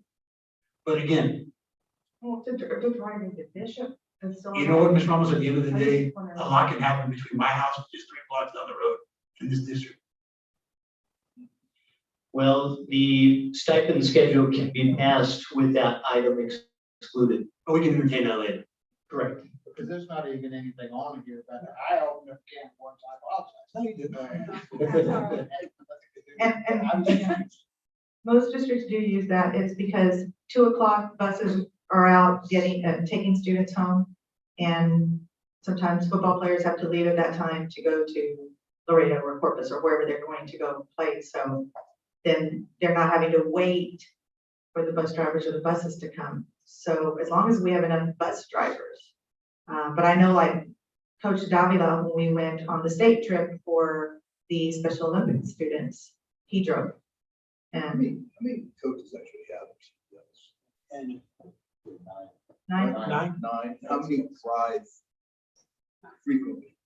In the spring, they all do. Okay, they all. So Spring. you believe they have a experience base to ride the long routes, or are we talking about? It's tough. Sure about this? Can be done, it's tough, but if like Mr. Gardner said, you double up, on 4 or 5 times, during football, especially football's tough, is the toughest. So. We usually send out how many buses go to when you go to football? 3? 2 or 3. And sometimes the band goes later so that those that are driving the routes can drive later. And they're very patient, so thank you, Mr. Pitts. And they're being patient. I think we can prioritize, definitely have bus drivers first. That's a first go-to. And then if we're short and we don't want to forfeit, then. I'm a believer that it should be a coach that is coaching the event that they're going to. So if it's a coach that's going to be sitting at home eating bonbons, they can drive. Right. But not somebody that's working all the time. Yes, I agree. All right, any other questions when it comes to the, for Dr. Pitts, when it comes to the proposed academic stipends? Any other questions? Dr. Pitts, just help me understand, what is Key Club? Dr. Pettis? It's a leadership club that most high schools have through Kiwanis. They do community service. It's like an NHS, National Honor Society. It's very well established. Junior Kiwanis. It's like a junior Kiwanis. The Rotary has Rotaract, and Key Club is with Kiwanis, and there's a variety of things. It was at the high school for many, many, many years. Any other questions when it comes to Dr. Pitts? Okay. I'll entertain again, so. Item 7E, consider approval of academic stipend for 2022. The recommendation is from Dr. Pettis. No, just to approve. Recommends that the Board of Trustees approve the KISD academic stipends for the 2021-2022 school year as presented. So moved. Is there a second? Second made by Mr. Brian Kufal. Second by Ms. Delma Salinas. Any further discussion? Keep in mind again, real quick, before we move into a vote, that again, the total amount for the 2021-2022 proposed academic stipends is $441,250 with a total savings of $114,950. All those in favor say aye. Aye. All those opposed say nay. Motion carries 7-0. Thank you, Dr. Pitts. You're welcome. Item 7F, consider approval of athletic stipends for 21-22 school year. That can be found on page 51, 52. Dr. Peter Pitts. As you see, presented there are the stipends from this current year, from 2020, 2021. $291,000 is what we paid in stipends. After a TASB study, they recommended some changes so that we would remain competitive with other districts, so that we would standardize all of the individual sports, all of the team sports pay, because right now some are paid more than others. And of course, football is on a different pay schedule as far as market value. And also, at the board's recommendation at the last workshop to not decrease any athletic stipends. I know we had talked about, there were some on that schedule that had a significant decrease. With taking your recommendations into consideration, you see in front of you what we are proposing.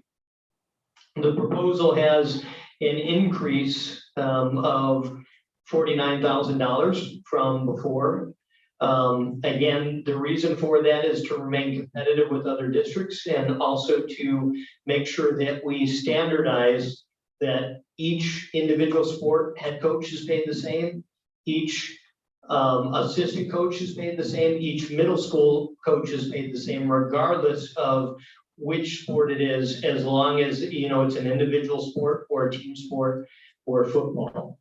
So you see the recommendation there, even though there is an increase of $49,000 taken into, I'm looking for the word, taken with the academic stipends, it is again a savings of over $60,000 to our school district if you were to approve this plan with the academic stipends. I'll take any questions at this time. I have a question for the athletic director. Hold on, yeah, that's superintendent. Sorry. You get to ask Oh, Dr. my bad. No, you're learning. I didn't learn SLI. We don't do there. I'm just wondering how many hours the average equipment manager works as being a student athletic trainer. I've seen them work as much as I was there. And I'm looking at this and I'm like, this is well below minimum wage that Texas imposes. So in our equipment room, we have football, powerlifting, basketball. So yeah, it's a range. They're in charge of all uniforms, all inventory, shoulder pads, helmets, shoes, bunch of stuff. I mean, they work. So what's the average weekly time they're doing, like 20 hours a week? 15, 10, 40? Well, in addition to their coaching duties, they're in charge of that room after every practice, before season, you know, so they start a week before we normally do, and that thing's gotta be spick and span and ready to go. You're saying they, but that's only one position. Right, but I say they, that person, you're right, but we chip in a little bit. Does that person also help as well? If that person is the person that I go to for inventory and numbers, and I don't go to they, I go to him, for all numbers. I'm just hoping that with the decrease, that they're making the Texas state minimum wage per hour doing the job that they're doing. No, because this is on top of the regular salary. I mean, this is just, they're getting this. I say that because I've been in those rooms and I've seen how many hours that they put on top of that. And then sometimes they're scared to say, no, I'm not gonna stay here another 3-4 hours to arrange this stuff. And I just wanna make sure we're not sweatshopping the equipment. Yeah, I think everybody getting sweatshopping, man. But this is for the most part strictly voluntary on a lot of these stipends as to who steps up. Not well, I assign them, So you will assign the equipment manager. yes. And there are two areas that did indeed decrease. The equipment manager and the volleyball at the middle school. Is there a reason that the volleyball at the middle school had a decrease? Yes, the reason for that is that all middle school coaches, if you look across the board, is 2,500 across the board for middle school coaches. Okay, here's my concern. You take the athletic stipend schedule, all of it. It's a 11.7% increase over the previous year. We didn't give teachers an 11% raise. We didn't give administrators or custodians 11% raise. So I'm having a little problem justifying 11% raise for extracurricular. And we didn't give academics any raise. So that's mine. I understand balancing it out across levels, but I think we can still accomplish that to, you know, a little shake in there, at least get it down to where, what, 3%? Isn't that what we gave, you know, administrators? I mean, Well, the other option would be to keep the athletic stipends the same as they were last year for another I year. think there's some benefit to balancing it out, you know, I'm a JV volleyball coach, I'd be getting the same as the JV baseball coach. Well, the problem with that is when we looked at balancing it out before, it involved increasing half of the athletic stipends and decreasing half of the athletic stipends, unless we move to this level right here, because otherwise you're gonna have some that may be going down $1,000, $1,500 so that everybody can be leveled out. Really the only way to level it out with having big decreases and a lot of decreases is to adopt this here, because as you see on this one, this only has 2 decreases, one for the middle school volleyball, and again, that's only a $250 decrease, and the other one for the equipment manager, which is a $500 decrease. $500? Is that killing us? I don't think that would fill us. 500 for what, The equipment manager. you want to do what? It's It's the the same, message give that's them sent. 1,000. Well, then we can always stay with what was recommended last year. There's a motion. No, it's the message that's sent, Right. you know, that this is valued higher than this. And it's pretty simple. I mean, it's not close. It's the biggest teacher increase is that 9-year teacher. That was 9%. That was the biggest one. The other option would be to keep the stipends the same. Again, there's no really real way to, the only 2 ways to get parity among those sports are, number 1, to decrease some and increase others and then keep the level of spending the same, or to increase, and then that way you can just increase the ones that are below parity, don't have to worry about decreasing the others, but what you're gonna do there is you're gonna increase the total cost of the stipends that you pay. Let's take, for example, varsity head coach for basketball, went from 6,000 to 8,000. Why couldn't they go from 6,000 to 7,000? We could put all head coaches at 7,000. That would have parity, and then that would save money as well too. And again, you're right, because currently there's none that are below 7,000 right now, so there is room there.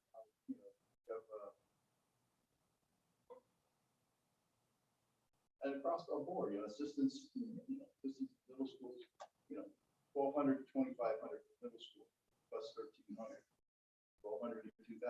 I'm saying it just uncomfortable to have to show your biggest pay increase with the athletic stipends. So I'll go ahead and I'll go ahead and make the motion. I'll sit here all night. I'm not gonna sit here all night talking about this because we keep on kicking the can down the road. I move that we leave the athletic stipends from the same they were from 2021. Stay the same for 291,000 is what's presented here at the bottom, and then come back next year and hopefully have some better numbers when it comes as far as numbers from either Tasby or from Dr. Pettis and her staff, and maybe we can make some recommendations from them.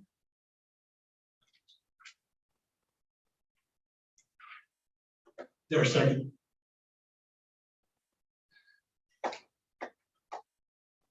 I'll ask for a second, not the motion will die. Is there a second?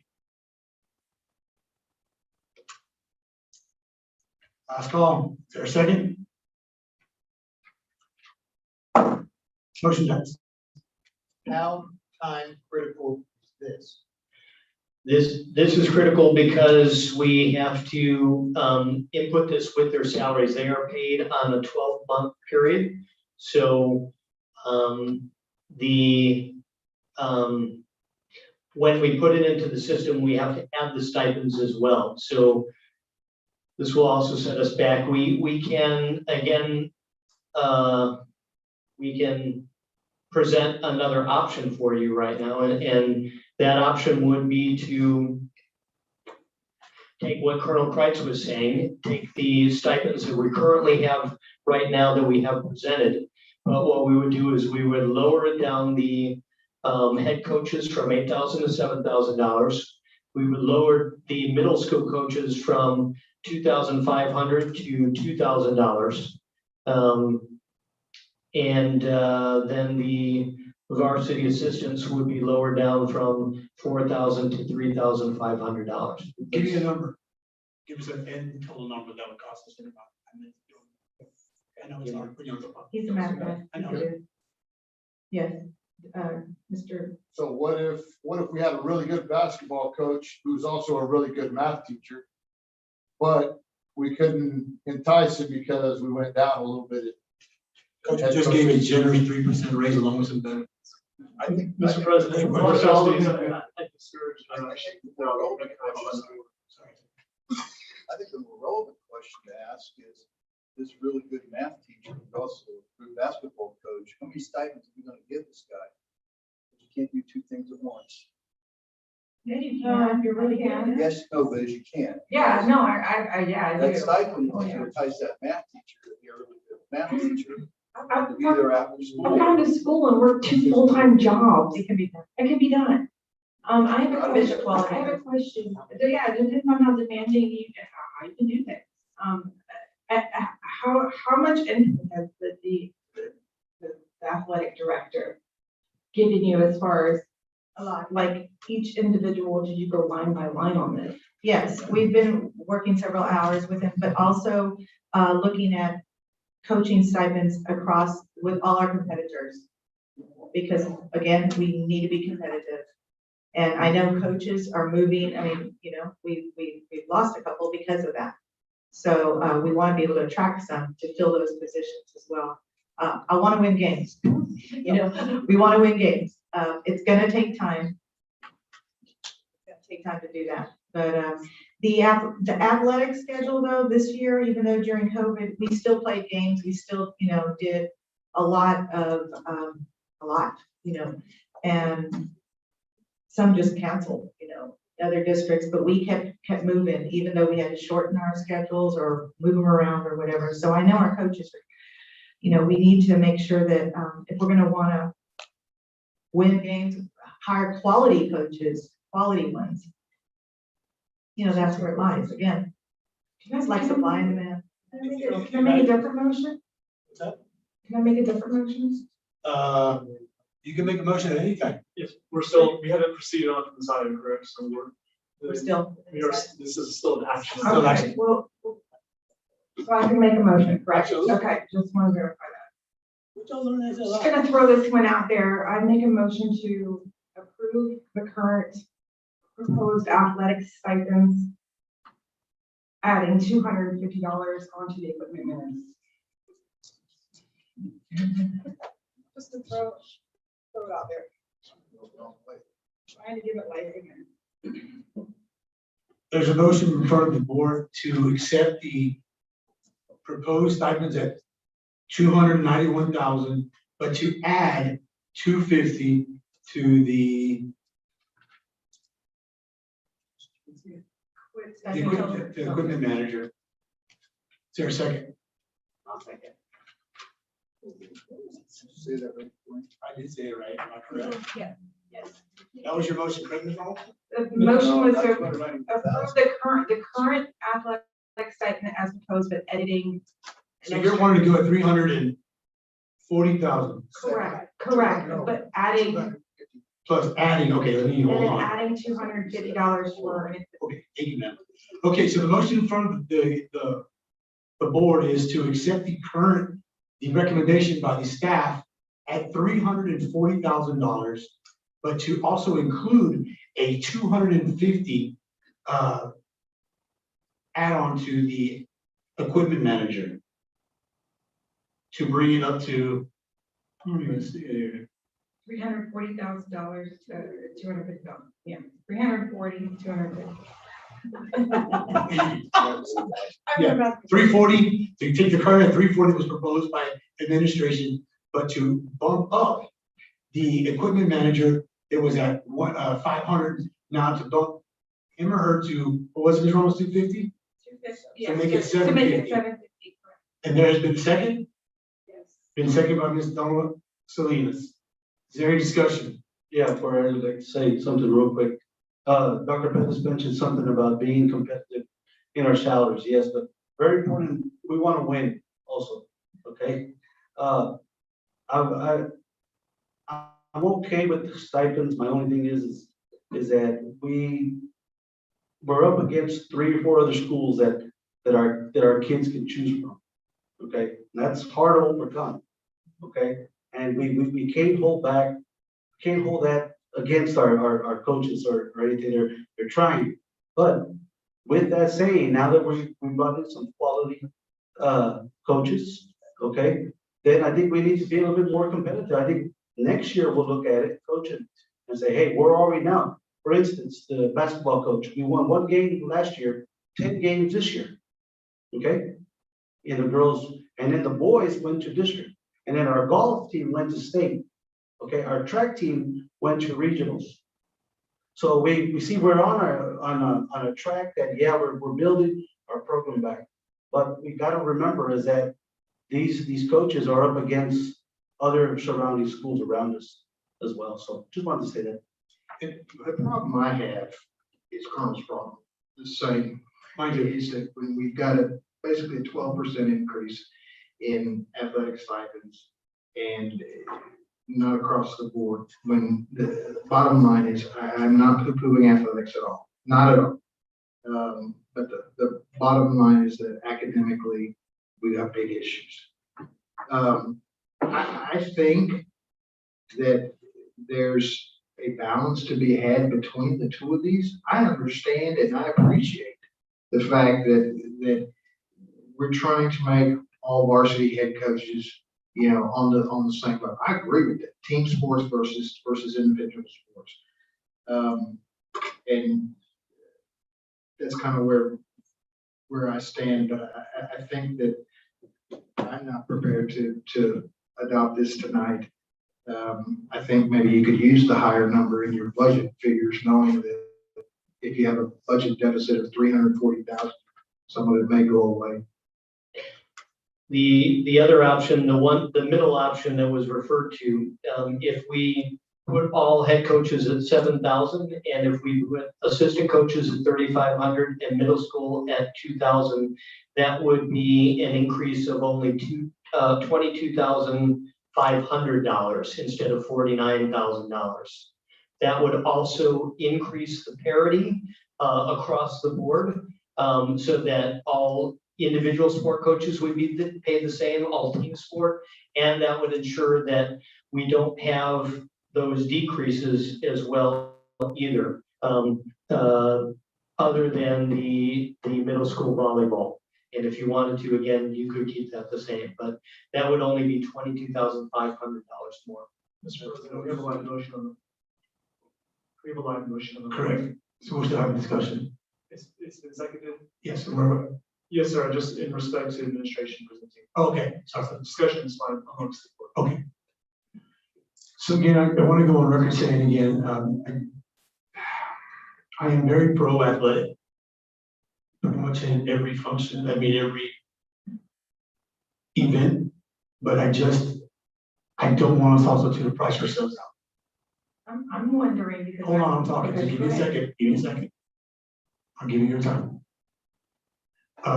Again, I know coaches work very hard. I have 3 cousins that work just as hard, just as our staff does.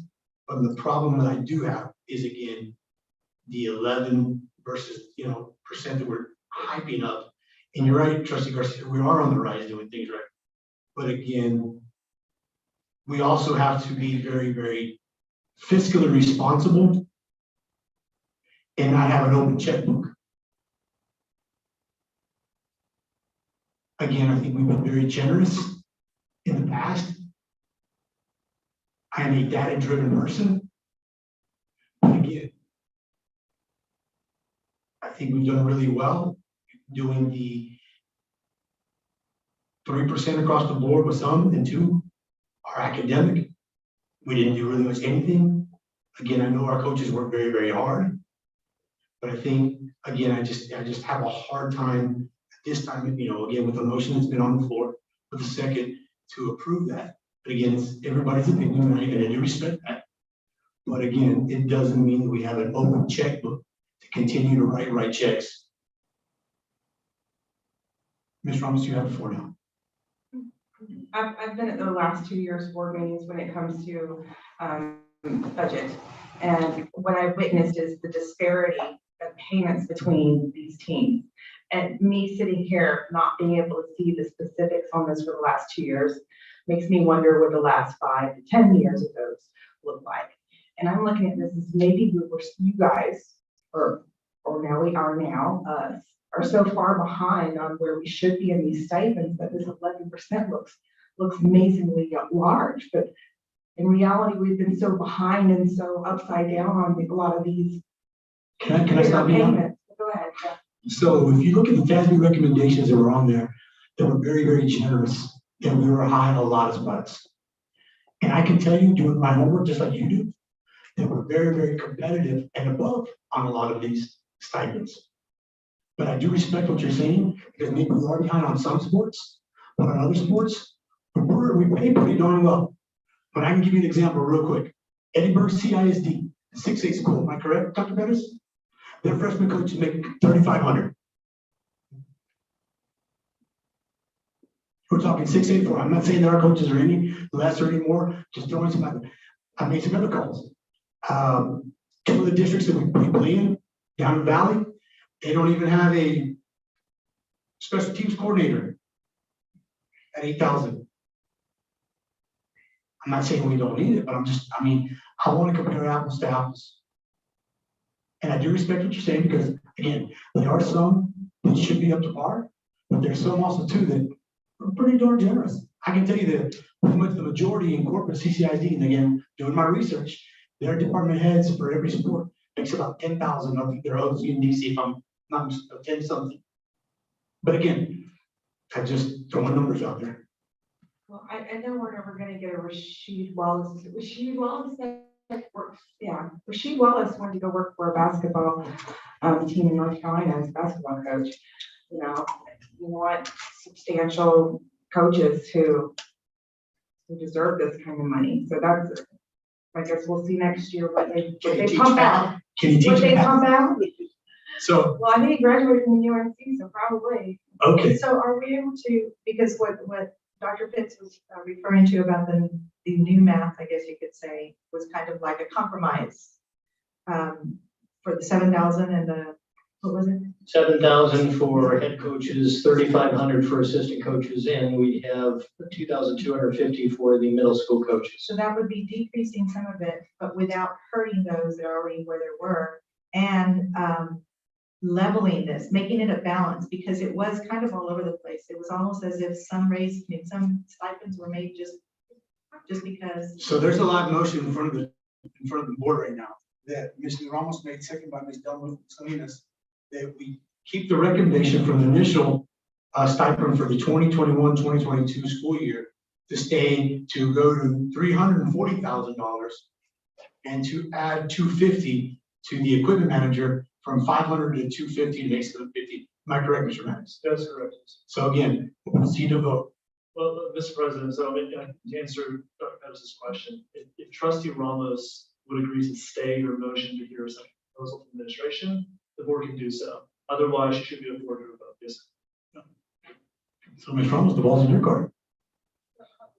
The ball's in your court. That if you want to stay, then you can. Is there any way that you can crunch numbers in the next 30 minutes so we could table this for? He already did Okay, that. well, okay. So I have the option to rescind if he proposes that right now. We can always vote the motion. This is just an opinion. There's a motion in front. I'm just gonna go ahead and do a vote and get it over, and then whoever wants to make a motion to do so. Yeah, we can do that So too. somebody could, be like me. Correct. We can do that. Correct, Mr. Maddox? That is correct. Okay, thank you. Okay, so now we're gonna proceed to the vote, to the motion that was presented by Ms. Ramos, seconded by Ms. Salinas, to accept the $340,000 for the athletic stipends for the upcoming 2022 school year, to include the $250 added to the equipment manager. All those in favor, say aye. Roll call. We'll go ahead and proceed with a roll call. On that motion, 1 second. Hold on, give me a second. It's the chemo, buddy. I can't think too much in on there. Okay, we'll go ahead and start with Mr. Brian Kufal. No. Lieutenant Colonel Price. No. Delma Salinas. Mr. Jim Lucy. No. Ms. Elizabeth Ramos. Yes. Mr. David Garcia. No. And Mr. Corey Garza votes no. Motion dies on a 2-5. Okay, now we'll bring it back. Have you got a total to compare to the 340? Yes, What would that number be? it would be 315,000. So it really only saves about 25,000. It would basically split the difference, cut it in half with the proposal for 7,000 for head coaches, for 3,500 for assistant coaches, and then 2,250 for middle school coaches. The one thing that I want to point out there with that is, as Ms. Ramos said with the equipment manager there, what the one decrease there would be the volleyball coach going down by $500. So I don't know if you want to put something in there for the volleyball coach, but that would be a compromise right in the middle. That volleyball coach was already going down From 2,750 to 2,500. in what you were proposing anyway, right? Correct, correct. And so if we were to maintain the 2,750, that's 250 per person. We got 4 of them. That is the, yes, that's That's correct. $1,000 there. And then in the equipment manager, in your new numbers, does that stay at 500 or does that move to 1,000? That would be at 750 now. Okay. All right. All right, Mr. Kufal. I am without having the benefit of the listing. I'm going to trust what Dr. Pitts is presenting to us in the leveling of the various team sports versus the individual sports, making that parity between the head coaches and the assistants, and the proposed increase that he had suggested, which would approximate $315,000, with the stipulation that my motion says the equipment manager should not take a cut, nor should the volleyball coaches. So that's actually going to add about $1,500 overall, $1,000 for the 4 volleyball coaches and. Who's the vice president? I second your motion. Hold on. Yes, Mr. President, so if I may, for clarity of our minutes, I think we're struggling to keep up, so. Correct. Let's for clarity of minutes, call the original proposal, Proposal A, and the second one, Proposal B. And my understanding of your motion is you move to adopt Proposal B from the administration, but maintain. No, Okay. This is a C. Okay. It's A died. I died. Is that correct? 8.5. B died for B died as well too. So the C, we actually have, and again, we're flying by the seat of our pants here because we don't have the specific listings. But we've reached an agreement here. It is somewhere in the middle. And let's pick one, for example, the basketball varsity head coach is currently at 6,000. He was proposed to go to 8,000, and we're leaving him at 6,000, correct? No, that it would be 7,000. I'm sorry, 7,000. Correct. And all of the team sport varsity head coaches would be 7,000, with the exception of football, who's on its own schedule. Correct. So 7,000 for the team sports, and then if you look at the individual sports. So the individual sports, Give an example. Which one's the individual? Powerlifting was at 4,800. so all the ones that are individual sports currently are at 7,000. And In your proposal. In your proposal. in the proposal, right, and to maintain parity again, it would be that they would go to 6,000 for the individual sports. And then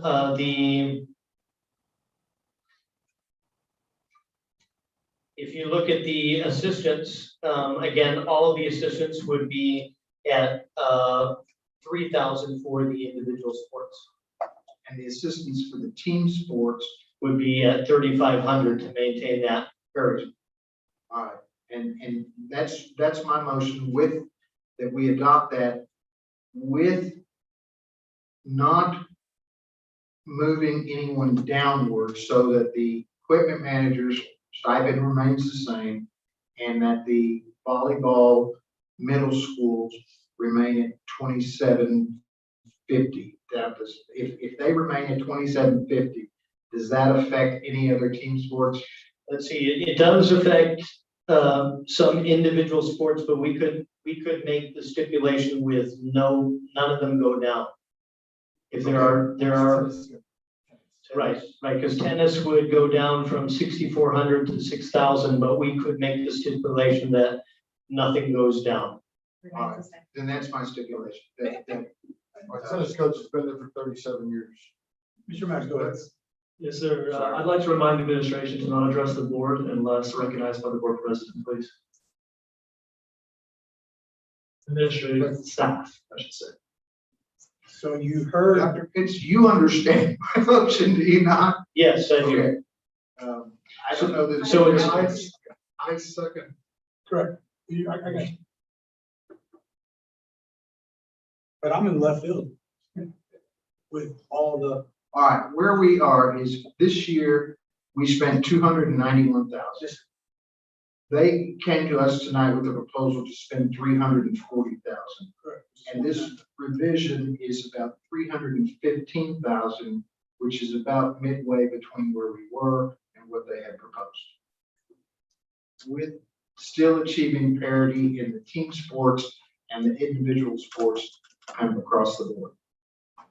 So it'd be me spending $24,000 more than what we did last year. 24,000 total. Close to that, it'd be closer to 26,500 with the changes that Mr. Kufal recommended. Can I ask Coach Dobby about the coaches that are working these summer camps? Are they getting paid or do they do it voluntarily? Voluntarily. All summer long, all year long. That's part of it. That's part of it.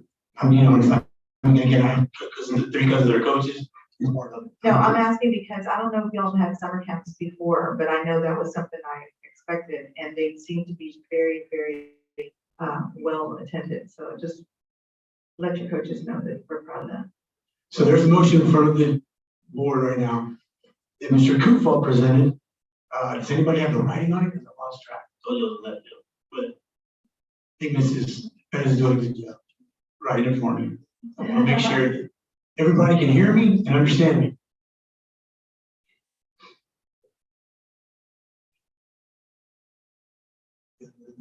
Somebody got rid of it. It's been seconded by Mr. Gleason, correct? Correct. Is there any more discussion? And again, before we move on to vote, I just want to go on record saying that again, that I am a huge fan of athletics. I pretty much, again, attend each and every one. But again, I just don't feel.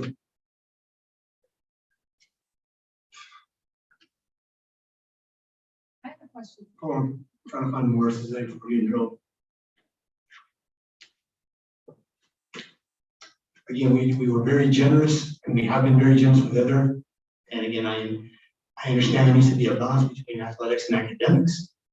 But again, I also too understand that our coaches do work very, very hard, just like every other teacher that's in the classroom along with administration. And Just want to go to record saying that. Yes, ma'am, Ms. Ramos.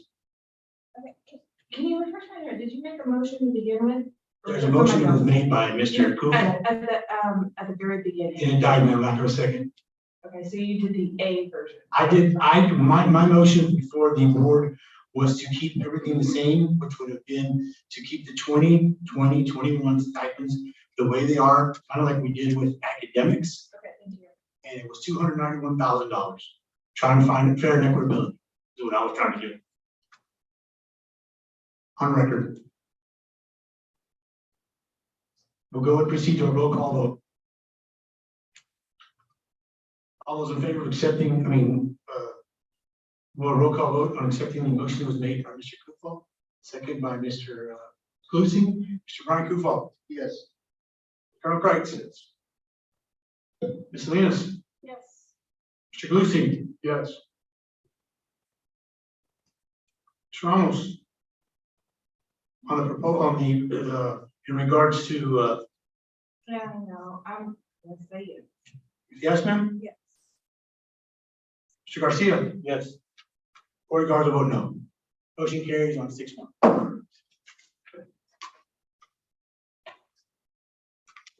Thank you, Dr. Pitts. You're welcome.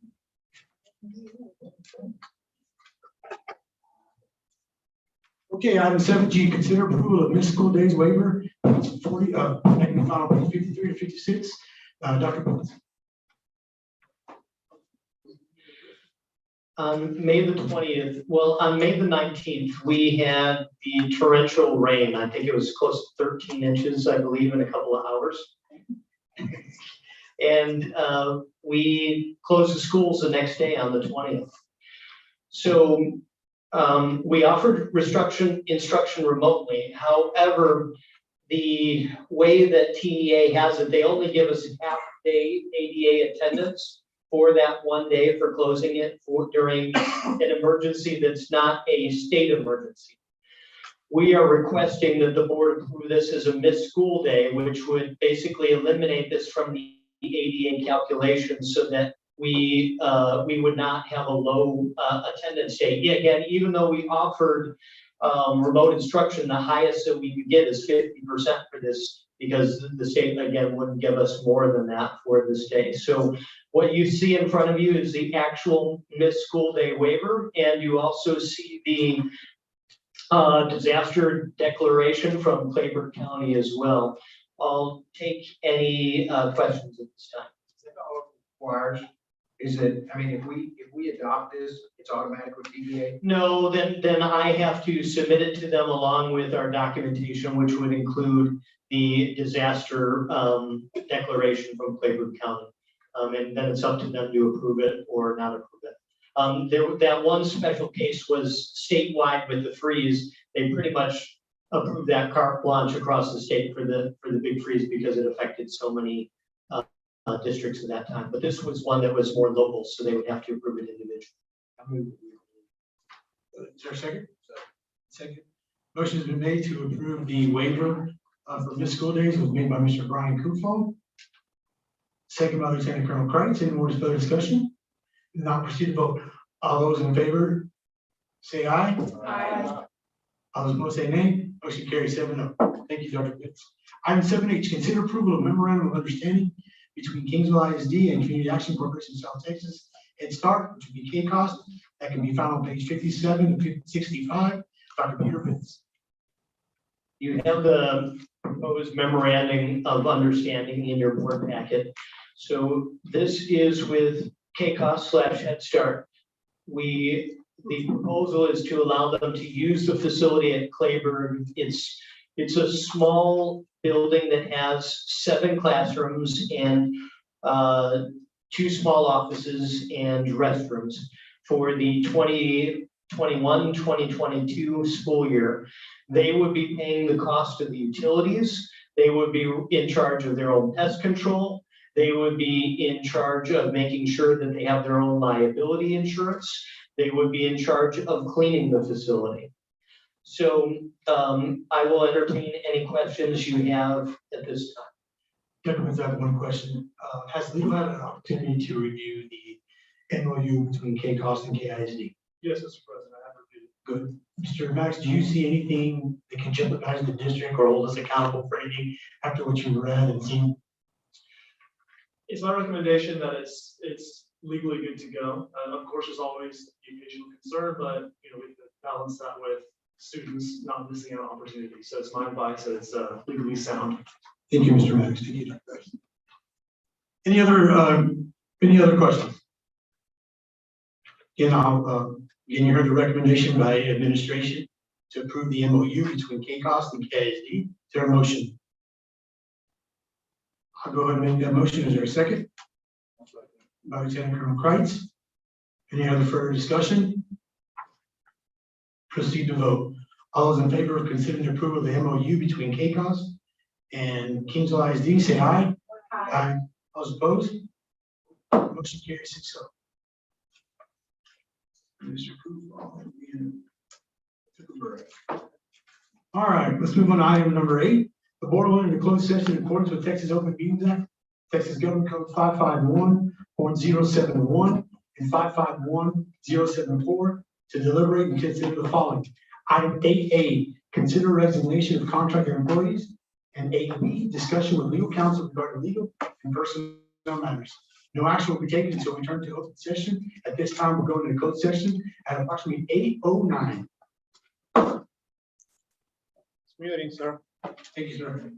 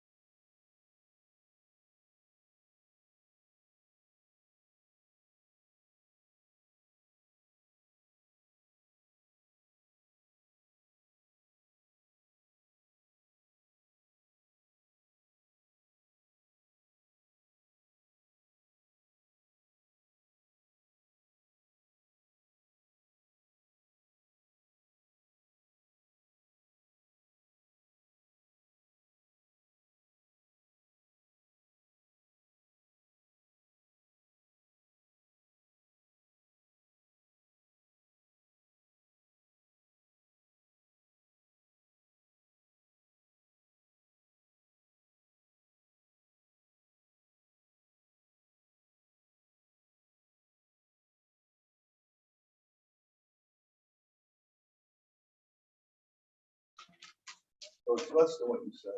Yes. Well,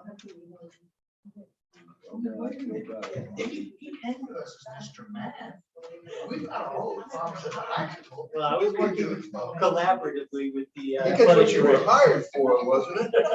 To be the math coordinator guy? Because I happen to recall, you walk through those schools and Jesus, children fall on the floor. That was 8 years ago. I gotta get that. You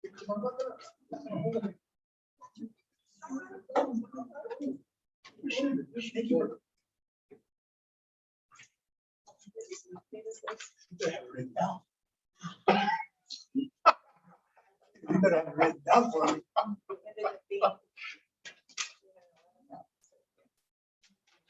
Oh, okay, he's gonna make. Yeah. Okay, hold on. Give me a second, give me a second, give me a second. But you really wanted to say it was going down to 2,000. We now return to open session to take necessary action on matters which the board may discuss in open session and upon which action may be taken. We're now returning to open session at approximately 8:44 p.m.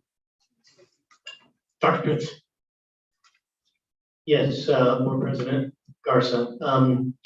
I have put together a revised version C of the athletic stipends that took into account these factors.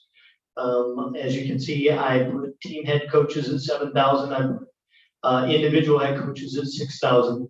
I made the changes with the assistants as suggested. Also, I made the I went with the recommendation to not decrease any of the salaries. You see all the salaries there. The total comes to 311,000 and change. So a little bit less than the 315,000 that was projected earlier. The administration recommends that the board approve this athletic stipend version C as presented. You heard the recommendation by the administration for the 2021-2022 proposed athletic stipends. Their motion. Mr. President, Yes, sir, Mr. Kufal. Mr. Pitts has clarified what my motion intent was, and I move that we approve as presented by Dr. Pitts.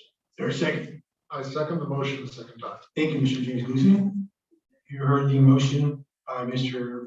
Kufal, second by Mr. Glucy. Any more discussion? So football's not being touched at all. Correct. Wow.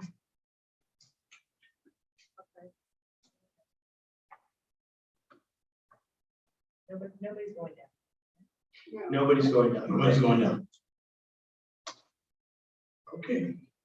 Now we'll proceed to vote. All those in favor say aye. Aye. Those opposed say nay. Motion carries 7-0.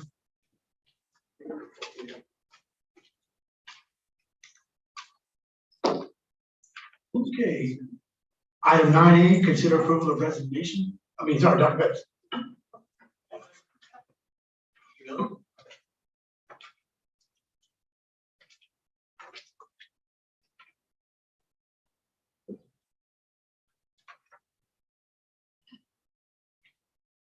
Administration recommends that the Board of Trustees approve the contracted resignation of Andrea Carpenter, Assistant Principal at Gillette, as presented.